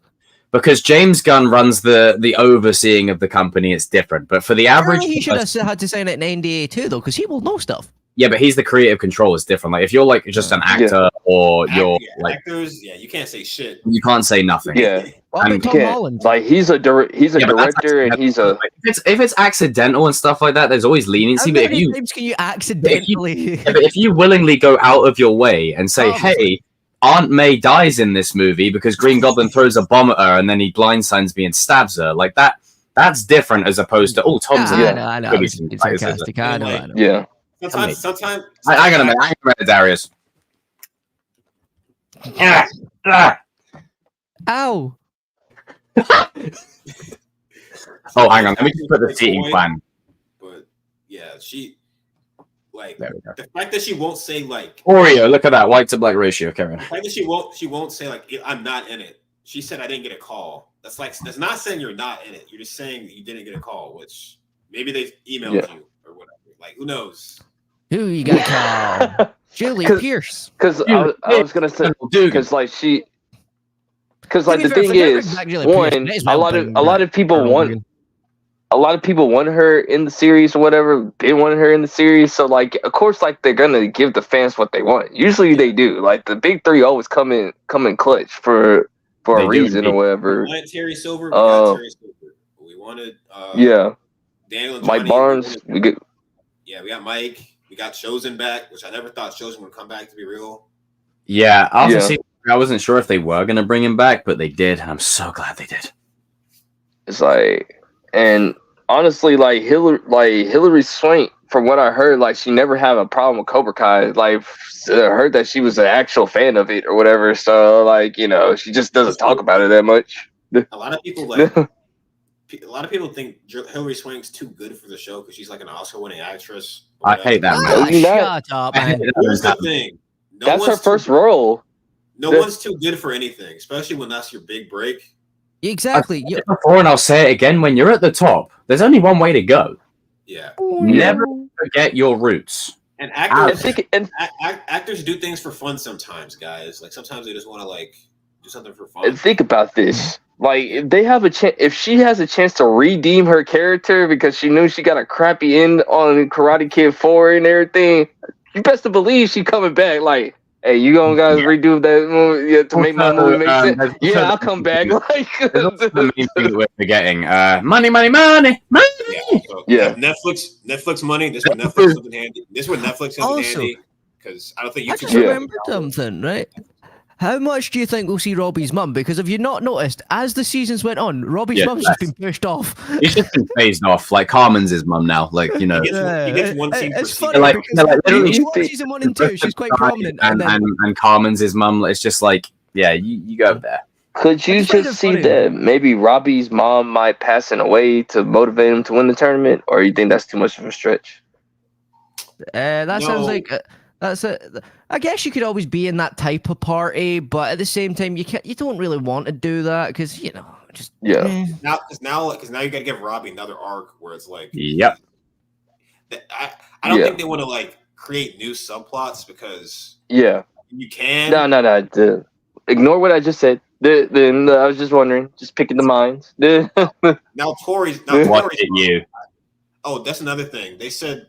The big three said that characters that have never interacted are going to interact. I saw that, and you know what? Our mind can wander to like 50 different little things, and leave no stone unturned. Like, do it all. Tori and Daniel need to talk. I think it's Daniel and Tori, bro. Tori and Daniel need to talk. You know, Tori and Daniel need to. Do you want to know what that could be a two-way statement? Is because it means, let's say, for instance, Chosen and Kreese, just hypothetically speaking, for example. But then also it can mean Daniel and Tori. Mm-hmm. Also, for me, it would be quite a funny thing because if you think about it logically, right? Tori has to meet Daniel because he is technically stepdaddy to Robbie. So just saying, it's having to meet the dad 2.0. Also, Tori's going to have to join. If she keeps doing karate, she's going to have to join Miyagi-Do. Yeah, she's going to probably be Eagle Fang or whatever. Yeah. Mm-hmm. There's a lot of possibilities because... Yeah. Well, you never know. They could surprise us and put her in Miyagi though, and like chill the hell out. It'd be a 100-degree turn, but you never know at this point. Or how would you do it? Like, would you like have like her go to Miyagi-Do and Sam switch to Eagle Fang or whatever? Because Sam is more Johnny. I think the dojos are set. I think like. Tori will go to Eagle Fang most likely. Like, I think Miyagi-Do teachings will help her, but I think Eagle Fang's more her speed. And let's be honest, Eagle Fang kind of need her because the dojo sucks. Yeah, that's the only reason why I think that is the most plausible. But it would be an interesting thing to see. Either way, whatever dojo that they go to, like the Miyagi Fang thing as a whole, they're all on the same page. Because they already said that they're gonna have one dojo name. Like they said, it's already confirmed. Like they said it. Did they say it happens like episode 1 or something or 2? Episode 1, they get the dojo name. It's probably just going to be Miyagi Fang because it's like the only thing that actually really makes sense. It's going to be a hybrid name. Yeah. Josh, what's up, dude? I see them Do doing you think something- it might be I called think like there's something on like both sides. maybe like the Lotus or something or something like that? Yeah, I can see I don't think it it because both sides. Eagle Lotus. yeah, Eagle Lotus or something like Nah, yeah. that's what I'm saying. The only thing that's going to make sense is Miyagi Fang. Like, other than that, It could unless just you come be- up with something like really unique, I doubt it's going to work. I just don't want it to be something Yeah. stupid. Like Santa. Because the big three are trolls, man. Like they said, oh, you thought it was Just control people. it's yeah. gonna be like What? I didn't say nothing about Cyclops. Yes, there it is. I set you up for it. There it is. I can't blame you for that one, but I set you up for that one. There it is. Yes, you guys- there it is. I can always count on you, Adam, playing the edgy kid card. How many times do you expect me to listen to that before we're square? Yes, Darius, there it is. I can always count on you playing the card of me confusing you two, and that is my one warning. I freaking love you guys. look at what someone said in the chat. I got it. Someone got some insider information, apparently. What did it say? Joshua says big things Oh. coming for Kenny. I mean, he's gonna have a few things on it. You know, I mean, he's gonna Also, Cobra Kai- silver bullet someone maybe. Cobra To be Kai fair, since the community. episodes are longer, you could argue they might have more time to actually focus on more characters as well, which would be Yeah. good. Yeah, they will. Because I don't. Can we So please see a bit more Dimitri, though? I feel like Yeah, he's just I been pushed to the miss wayside. Dimitri, man. I mean, He didn't do anything. Dimitri, man. Dimitri should get some more screen time. Mm. Because he barely did anything last season. He was funny when he little time like when Johnny like needed help with the whatever that shit was, and then Dimitri came. He's like, so you're a dork, right? Actually, we are nerds. Like, Excuse me, we are nerds. Like, Because it, we it, spent plenty that of kind of time- energy attached to it. Because we spent plenty of time with the other dork Hawk, you know, so I think it's Dimitri's turn. Yeah, he's like, agree. cause like, oh man, yeah. Dimitri needs to get more screen. You need to get more screen time. Like, I think everybody just get their screen time. So like, they basically already said that all their stuff is gonna come to end. Everybody from Daniel all the way to like Mitch is getting their closure. They can keep What's Mitch's closure going to be? Sitting around an empty pool on a Lilo? Nah, you know what his closure will be? It'll be like, you know what? I'm gonna restart Cobra Kai my way, and it becomes like a little lemonade stand. Like a little. Oh man, Cobra Kai Well, lemonade. Why would they let Like Mitch? first Why would they punch let Mitch later. back in? Why I'm would they let- still laughing at. Yeah, I'm still laughing when like when Adam first came around here. And he's saying when Mitch was talking to them girls, yeah, girls, we go to the Senkai Taikai. Like what? I just had a random thought, guys. You know how we said that basically, if they were to do, and like as we mentioned Power Rangers earlier on, my mind's on it. Like Robbie is basically Tommy Oliver. Yeah. Like I guess Yeah. 3 would be Billy. Yeah. I don't know. It just came across my mind. It was just a random carry on. I don't know why I brought it. It's because we were talking about Power Rangers earlier on. And it just Yeah. Yeah, see, like, No. that's the thing. Like, it's true though, Danny. Like, No, I it's not. don't understand what the hell that scene was. Legitimately, it was just Mitch being like, "Oh, we got into the Senkai Taikai," and it's like, dude, you done hit nothing. You didn't even fight. Bro, no, you know what it is? It's the way you were like, what did you do? You sat there in your fat ass, you're not. You did nothing. Whoa, everyone See me stop there. breath. Speaking of Kenny, not Mitch, forget that, bitch. We've Kenny. got the GOAT himself, RJ Strand, everybody. What's up? Everyone raise a toast to this Hey, hey, absolutely hey. beautiful specimen. Lighter than usual.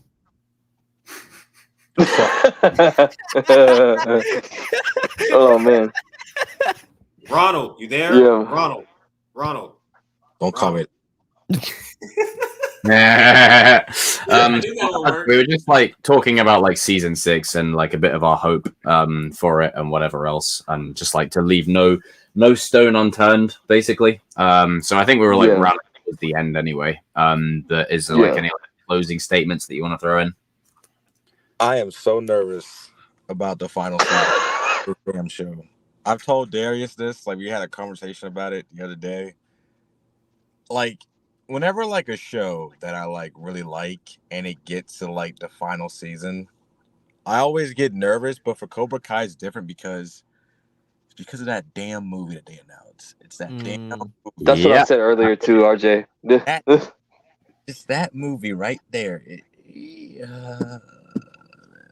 I swear to God, Sony, please do not screw this up because I don't need another reason. Well, their track record is about as consistent as pigeon shit on Trafalgar Square. So, you know,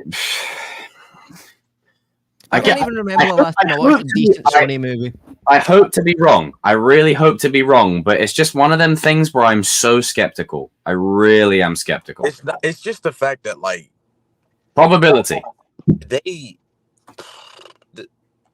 They announced this movie and then Ralph's in it, and it just seems like I just feel like it's not gonna be a conclusion to the story because I don't know why people want Cobra Kai and the Karate Kid to like go on for like spin-offs and have like a universe. Yeah, we call it the Miyagi-verse in a sense, but it's like it's not strong enough. Really need a Let's be real. It's like, not strong enough. They've not got enough characters. They've not got enough lore to actually use. No, to they do not. Spin-offs. It's too repetitive, bro. That's not like like I was telling Darius this the other day. Like, let's say Cobra Kai ends, but it doesn't end.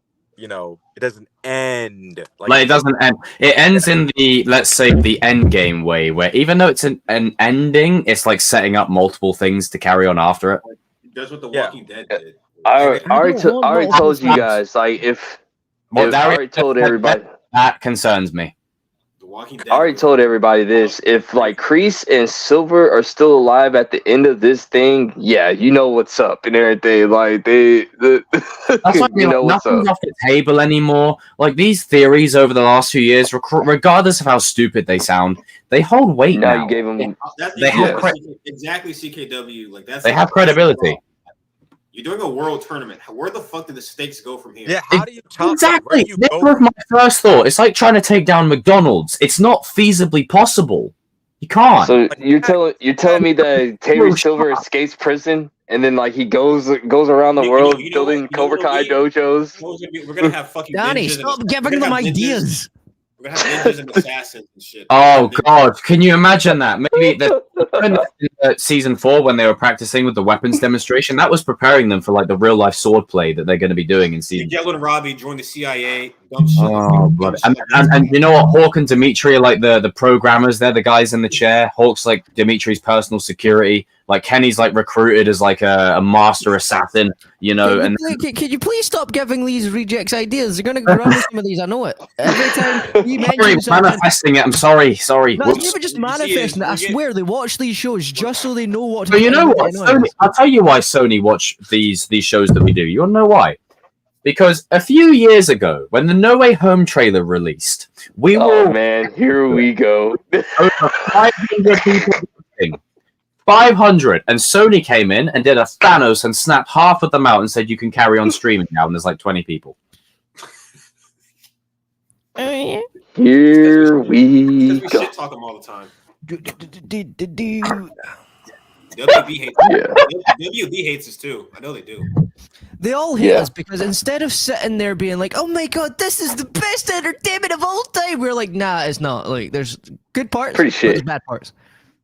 It's pretty and then shit. The rest of them is pretty shit. Yeah. Like, how does the movie fit? How does the movie? How does the movie? I want to know how the movie fits. Like, what? When does it take place? How is it canon? Is it like? Are you telling me that like if Jackie if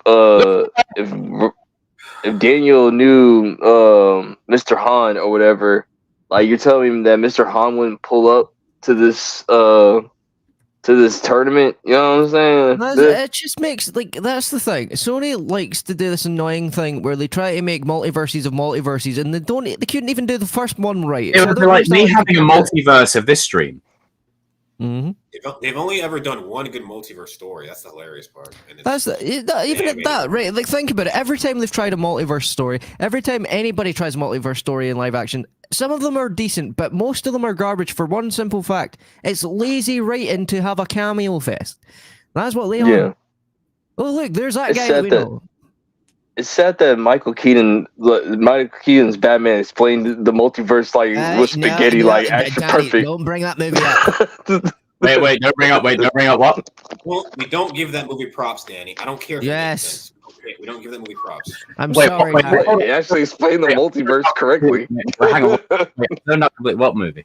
What do you think? Then they contradicted themselves after that. So no, they didn't. Oh, right. The Flash. Okay. We're not talking about it. In the trailer instead of the actual main character. All right, we're not talking about it then. Anyways, don't worry. Back to Cobra Kai. That's season 6. Just don't suck, please.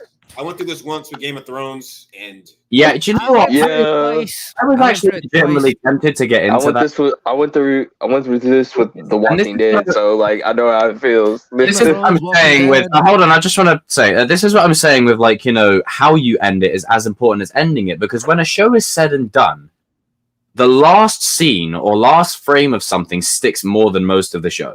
So how you end it is so crucial, because who's going to sit there through 6 seasons of a show knowing it ends in such a decayed mess? As well. Because 95% of Game of Thrones is some of the best television ever. And then season 8 happened, and you're just like, oh shit, this is what the. I said the same thing about The Walking Dead, man. It's The Walking Dead. It's Dexter. It's Game of Thrones. No, Dexter's worse because Dexter they ruined it. I can never get into Dexter. That's what I'm saying. Like, what's the point? Smallville did the same thing.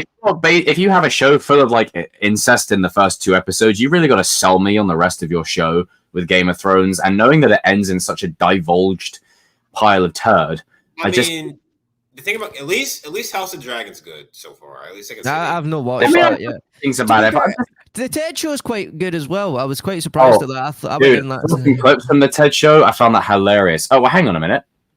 He's here. My boy is here. He's here. I feel like a proud dad. Of course he's eating. I swear to... Why are you eating?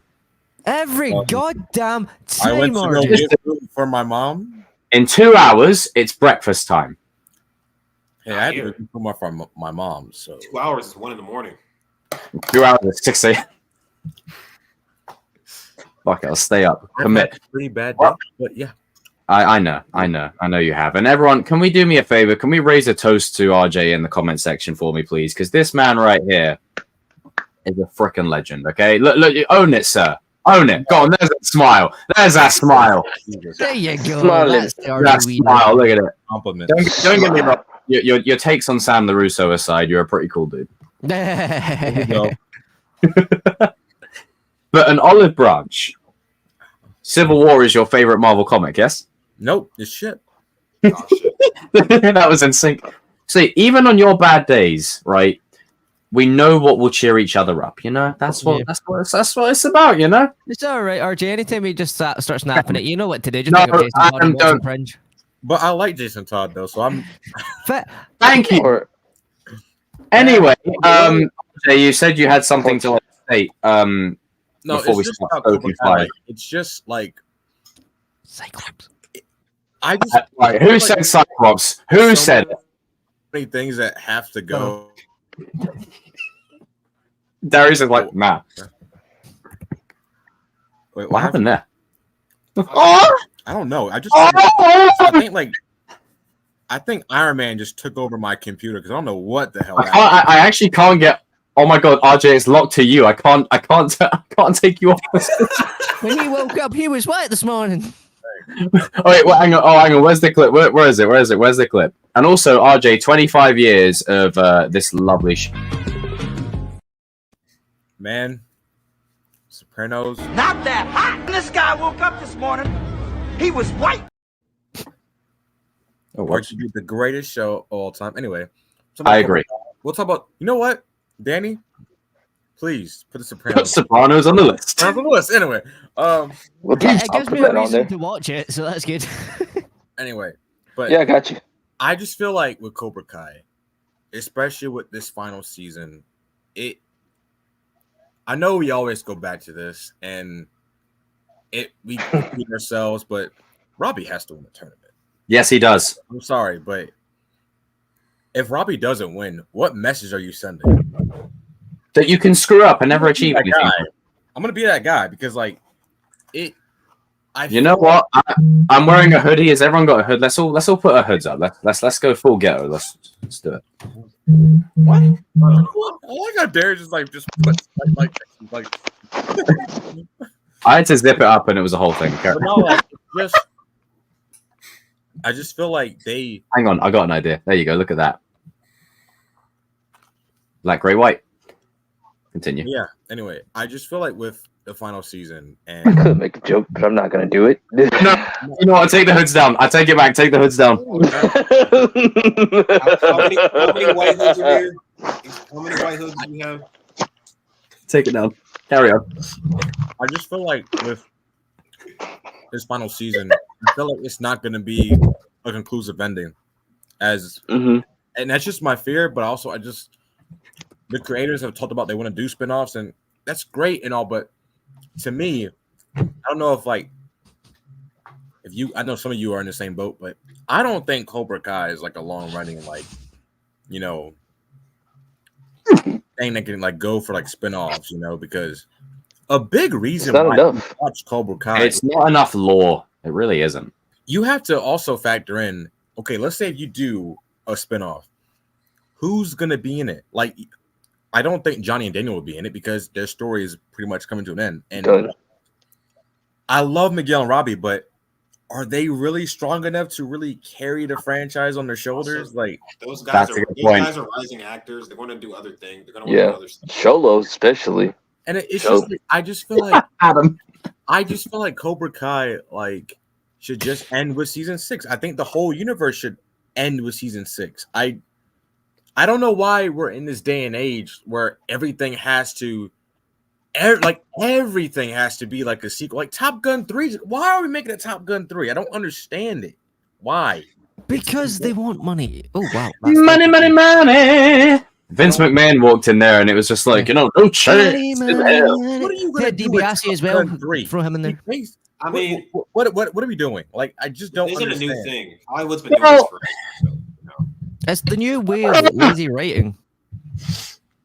Make everything a multiverse. That's why we got Karate Kid 3 in the first place. Did we really need Karate Kid 3 to begin with? Not really. But because I know some of the others want spinoffs, and all of us in the stream right now are pretty much in the only boat that we don't want spinoffs. I'm pretty sure I don't want to speak. The only thing I will accept is if Cobra Kai ends and they do a reunion show in 10 years. That would make sense. Yeah, and it's just Jacob, you said earlier, quality is timeless. We're still talking about The Godfather to this day. We're still talking about The Godfather today. Yeah, I gotta be honest. People that want, I just feel like people are they don't want. Do you know what it is? It's just purely from I want more. I don't want it to end, and I get it. I so get it. But again, quality is forever. Honestly, Danny, Mask of the Phantasm, quality. It's timeless. It's arguably the best Batman thing you've ever seen. Adam, what's your favorite movie? Just for example's sake. That's a hard question, but it would arguably either be The Crow or The Lost Boys or The Warriors because they're the three. Those are classics, man. Timeless. Nothing touches them. Darius. Empire Strikes Back, of course. Timeless. Nothing touches it. RJ. Departed, of course. The Departed. And me, I'll pick Inception. All 5 of us have picked things from different eras. I've picked probably one of the more recent ones. Darius has picked something from the 1980s. RJ's picked something from 2008, I think it was. The Lost Boys was that the 90s? No, Lost Boys was 80s, The Warriors was the 70s, and then the Mask of Phantasm was 90s, wasn't it? 90s. Yeah. So it shows you that quality is timeless, but having 5 different points on the timeline, and Inception was 10 years ago? It's forever. You cannot replace quality. Also with shows, I'd rather shows end a little too early than a little too late. If you know Rebel. what I mean. Yeah. And also, here's another thing. Star Wars Rebels. Could have went on. Glad it didn't. Me too. Stuff that like has ended, and that has like a good ending. John Wick 4. If anybody in this, I know Darius and Jacob have seen it. I've seen it. Woke up this morning. That movie has an ending. Yeah, it's over. Like you don't need. And there might be a John Wick 5. You don't need to make a John Wick 5. You can leave it right there and end it. You don't need. Same thing with Equalizer 3. Like there's a like it left it up to interpretation. Like it's good. Honestly, like, that Equalizer 3, I actually watched it like 2 weeks ago or a week ago. It has one of those endings where it gives you hope. It can go either way. It gives you hope for life. He finally got his peace at the end. Peace. Yeah. You see, look, I know I said this analogy the other day. When you go and see a John Wick movie, you're going to see Keanu Reeves kill people. That's essentially what you're going to see. But because the fourth one ended in such a specific way and it has a very specific ingredient to it, you need there to be a reason to continue the story. You really do.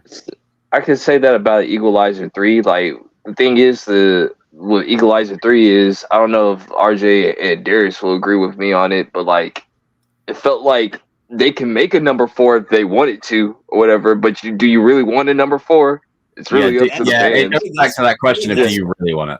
To me, that's the best type of ending. Because let's be real, Hollywood will never let you do a closed book ending. Hollywood just won't let you do that. So a lot of times anymore. They're like, this could be the end, but if someone else wants to step in and direct, they can. But this is my last story. Like, because Denzel Washington even said like he was surprised people wanted Equalizer 3 because he thought Equalizer 1 and 2 was good enough or whatever. But like he said, like all his friends and all his family, every time when they came up to him, dude, where's number 3 at? We need number 3. Like, and he's Denzel's getting old. Like, but also Denzel is one again. He's one of those guys that's like, hey, quality.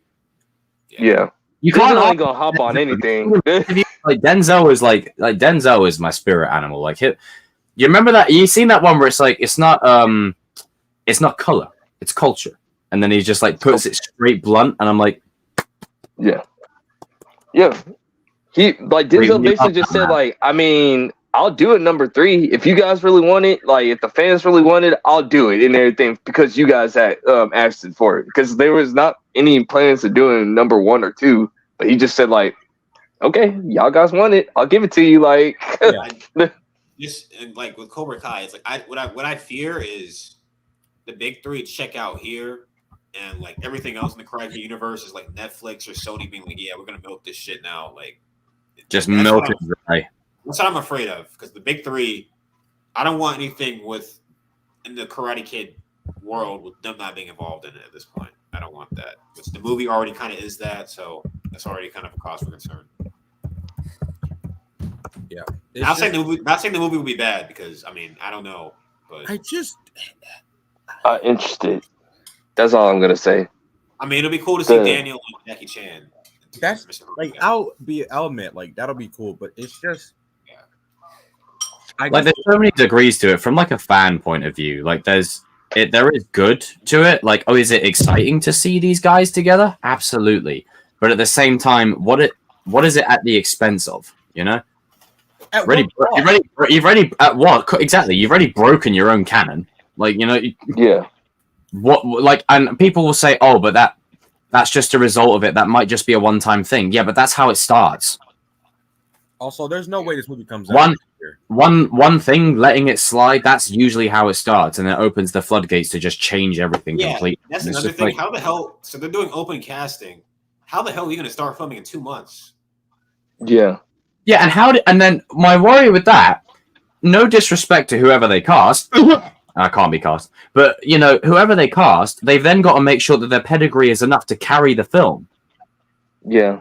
Say what you will about Jaden Smith, but he was the son of Will Smith, and you had Jackie Chan opposite him, and it was 30 years since the last one, different.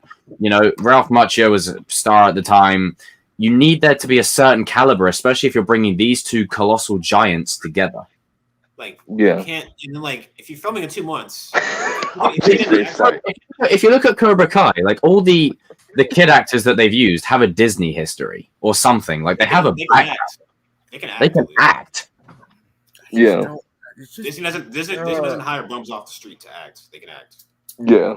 Then just hire You gotta some. have somewhere. Believe it or not, even with Disney, you gotta have someone love with you guys, talent. I swear. Like, I, despite all the chaos and all the BS that we have to deal with, I absolutely love you guys to pieces. You know that? Like, raise a toast to no matter how shit the world of pop culture gets, we'll always have each other.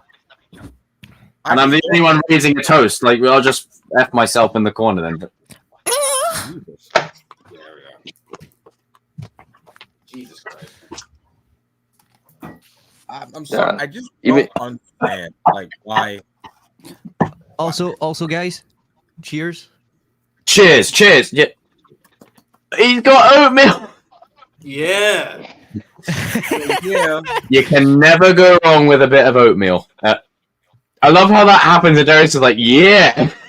His face is out of the screen. It just checks out. Like, well, damn. That couldn't have been timed any better, Darius. Yeah, we don't have. Yeah. Carry on. I get what you're talking about, RJ. You just want a conclusion to a good show. You don't need no more spinoffs. We don't need none more. The spinoff has died. Like y'all killed it. Y'all actually. The multiverse is gone. Leave it in the past, please. Bro, did we not learn from the 90s? Every time they tried to spin off a fucking sitcom in the 90s, no one watched the spinoff, bro. Every time. Yeah. No, like, what would be the spinoff of? It gets repetitive. Cobra Kai. We all love this show. We do. Yep. But it has a repetitive formula. It works, but it has a repetitive formula. How many times can you see two school kids fight? Missing communication. How many times can you walk in the room at the wrong time and then we like the same girl? Oh no. I don't know why, but I really wanted to dub Jacob right now because I can just see his mouth moving. Well, you see, this is why I love Jason Todd. He's just a great character. What? What? What did I miss?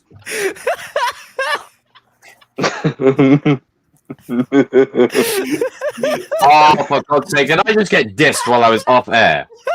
I don't even know. I just heard like him say he wants to dub you. No, because I can just see his mouth moving. Well, you see, this is why I love Jason Todd. He's just a great character. You know what? How about that? I am so confused right now. Like, what is going on? You know what, Sunshine?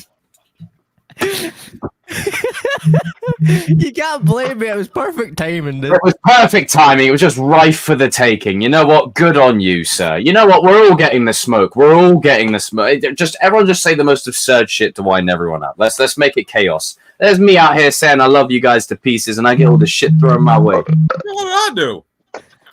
What did I do? 50 Cent. What did I do? It's like I'm just here so I won't get fucked. What's he fuck me for? RJ's just trying to eat his fries in peace, man. Don't you know who I am? I'm the juggernaut, bitch. Oh, he's got a burger. Where did you get the burger from, RJ? Wendy's. Oh. Wendy's. Where? Wendy's.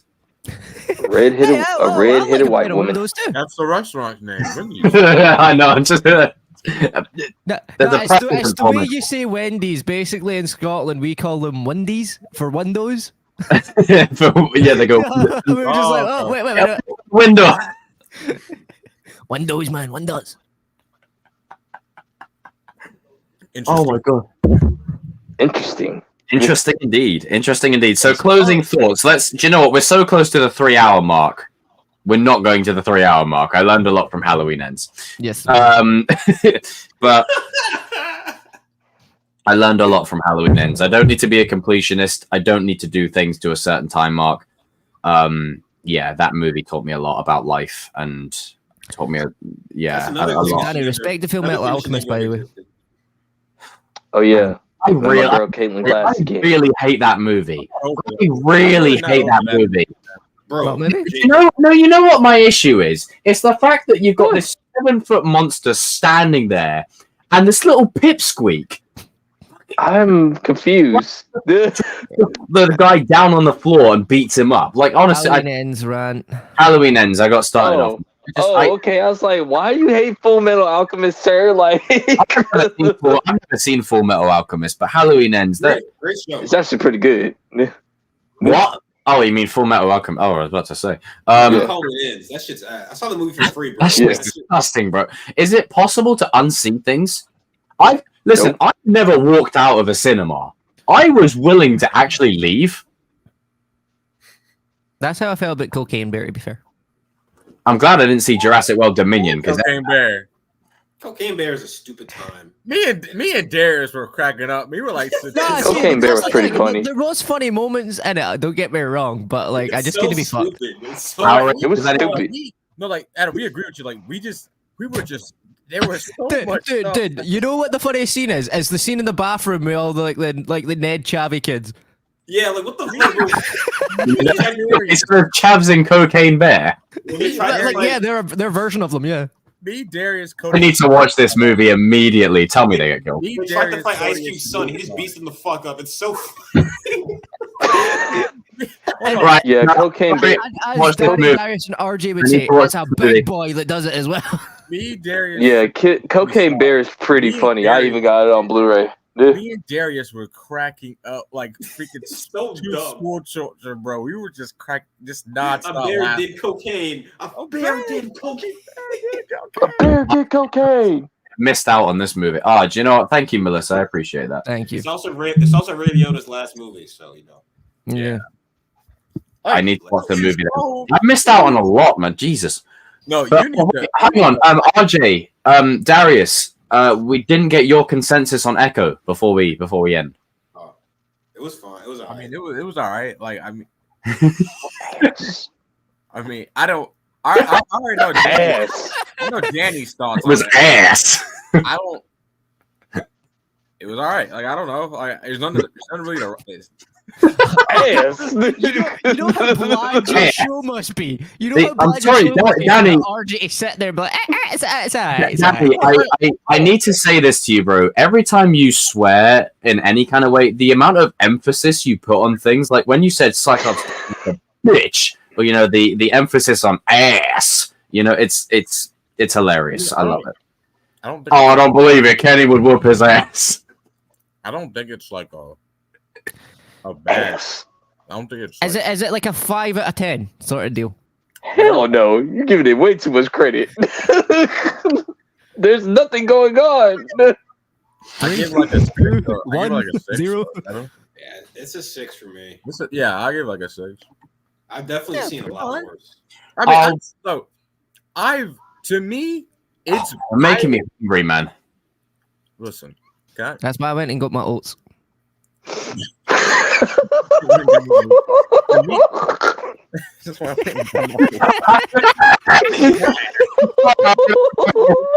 See, that's why I don't think we can continue after that. That's just... Okay, we got to end it right there. I can't no more.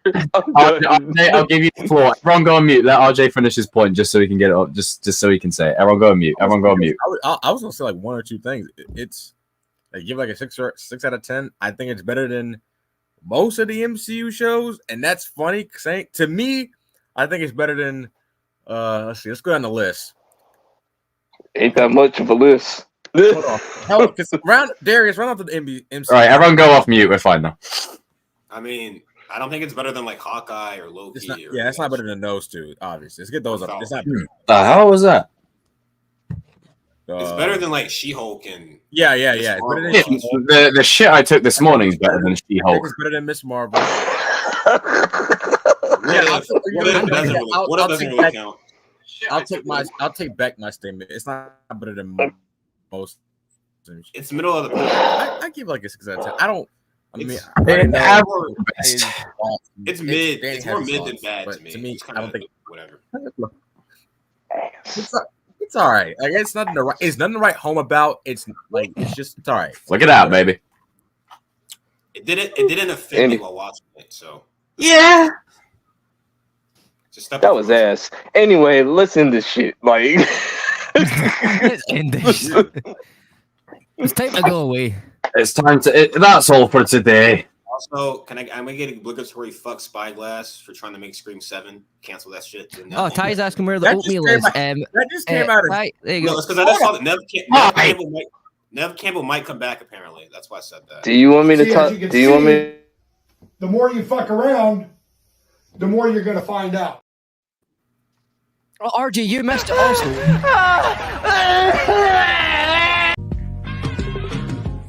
What the hell was this thing? RJ, by Do the you way, guys want me to? RJ, you weren't here. We realized, you see the fuck around clip? He does it the wrong way around. Yeah, he does it the wrong way around. Play it again so you can see it.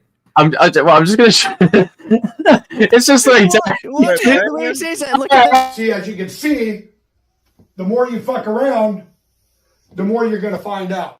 It does it backwards.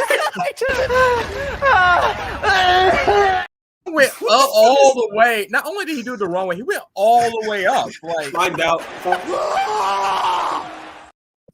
and fuck around. What is that?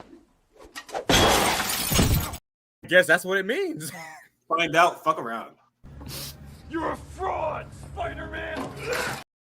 Hey, I didn't know GN was in the chat. Whoa. oh god. So do you guys want to talk about? Do you guys want to talk about Scream 7 next week? I will put that on. Next week. Oh my god. Next week. Got you. Next week. Next All right, Darius. Next week. Okay, got you. Next week. Need to talk about their generational fumble that just occurred because, god damn it, Spyglass. Darius, get It's just good business. It's not good business. It's not good business.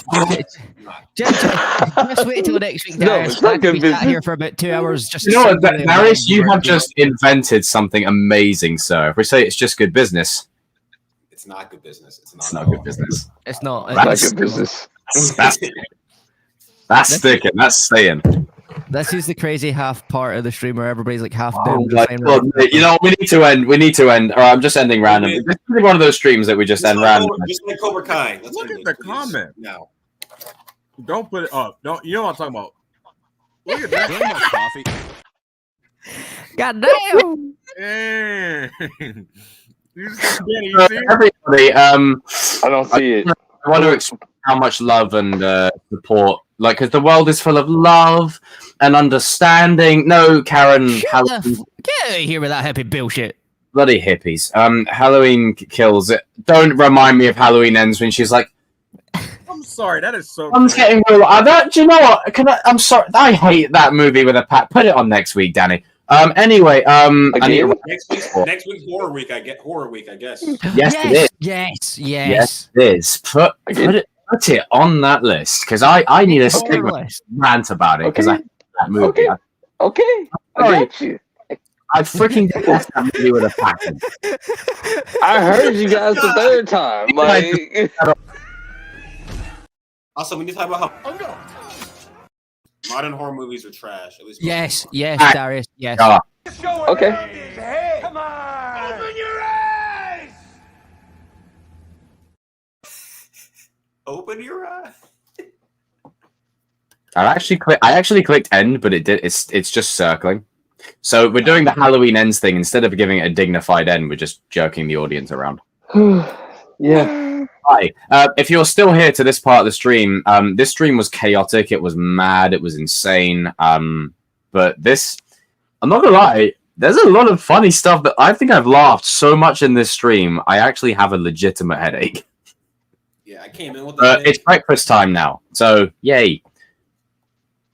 Danny, would you like to give us one word to summarize your day? Just one word to summarize your day. I didn't have to watch Echo ever again. I said one word. So yeah, The Cowboys lost. the Cowboys lost too. It's time to go!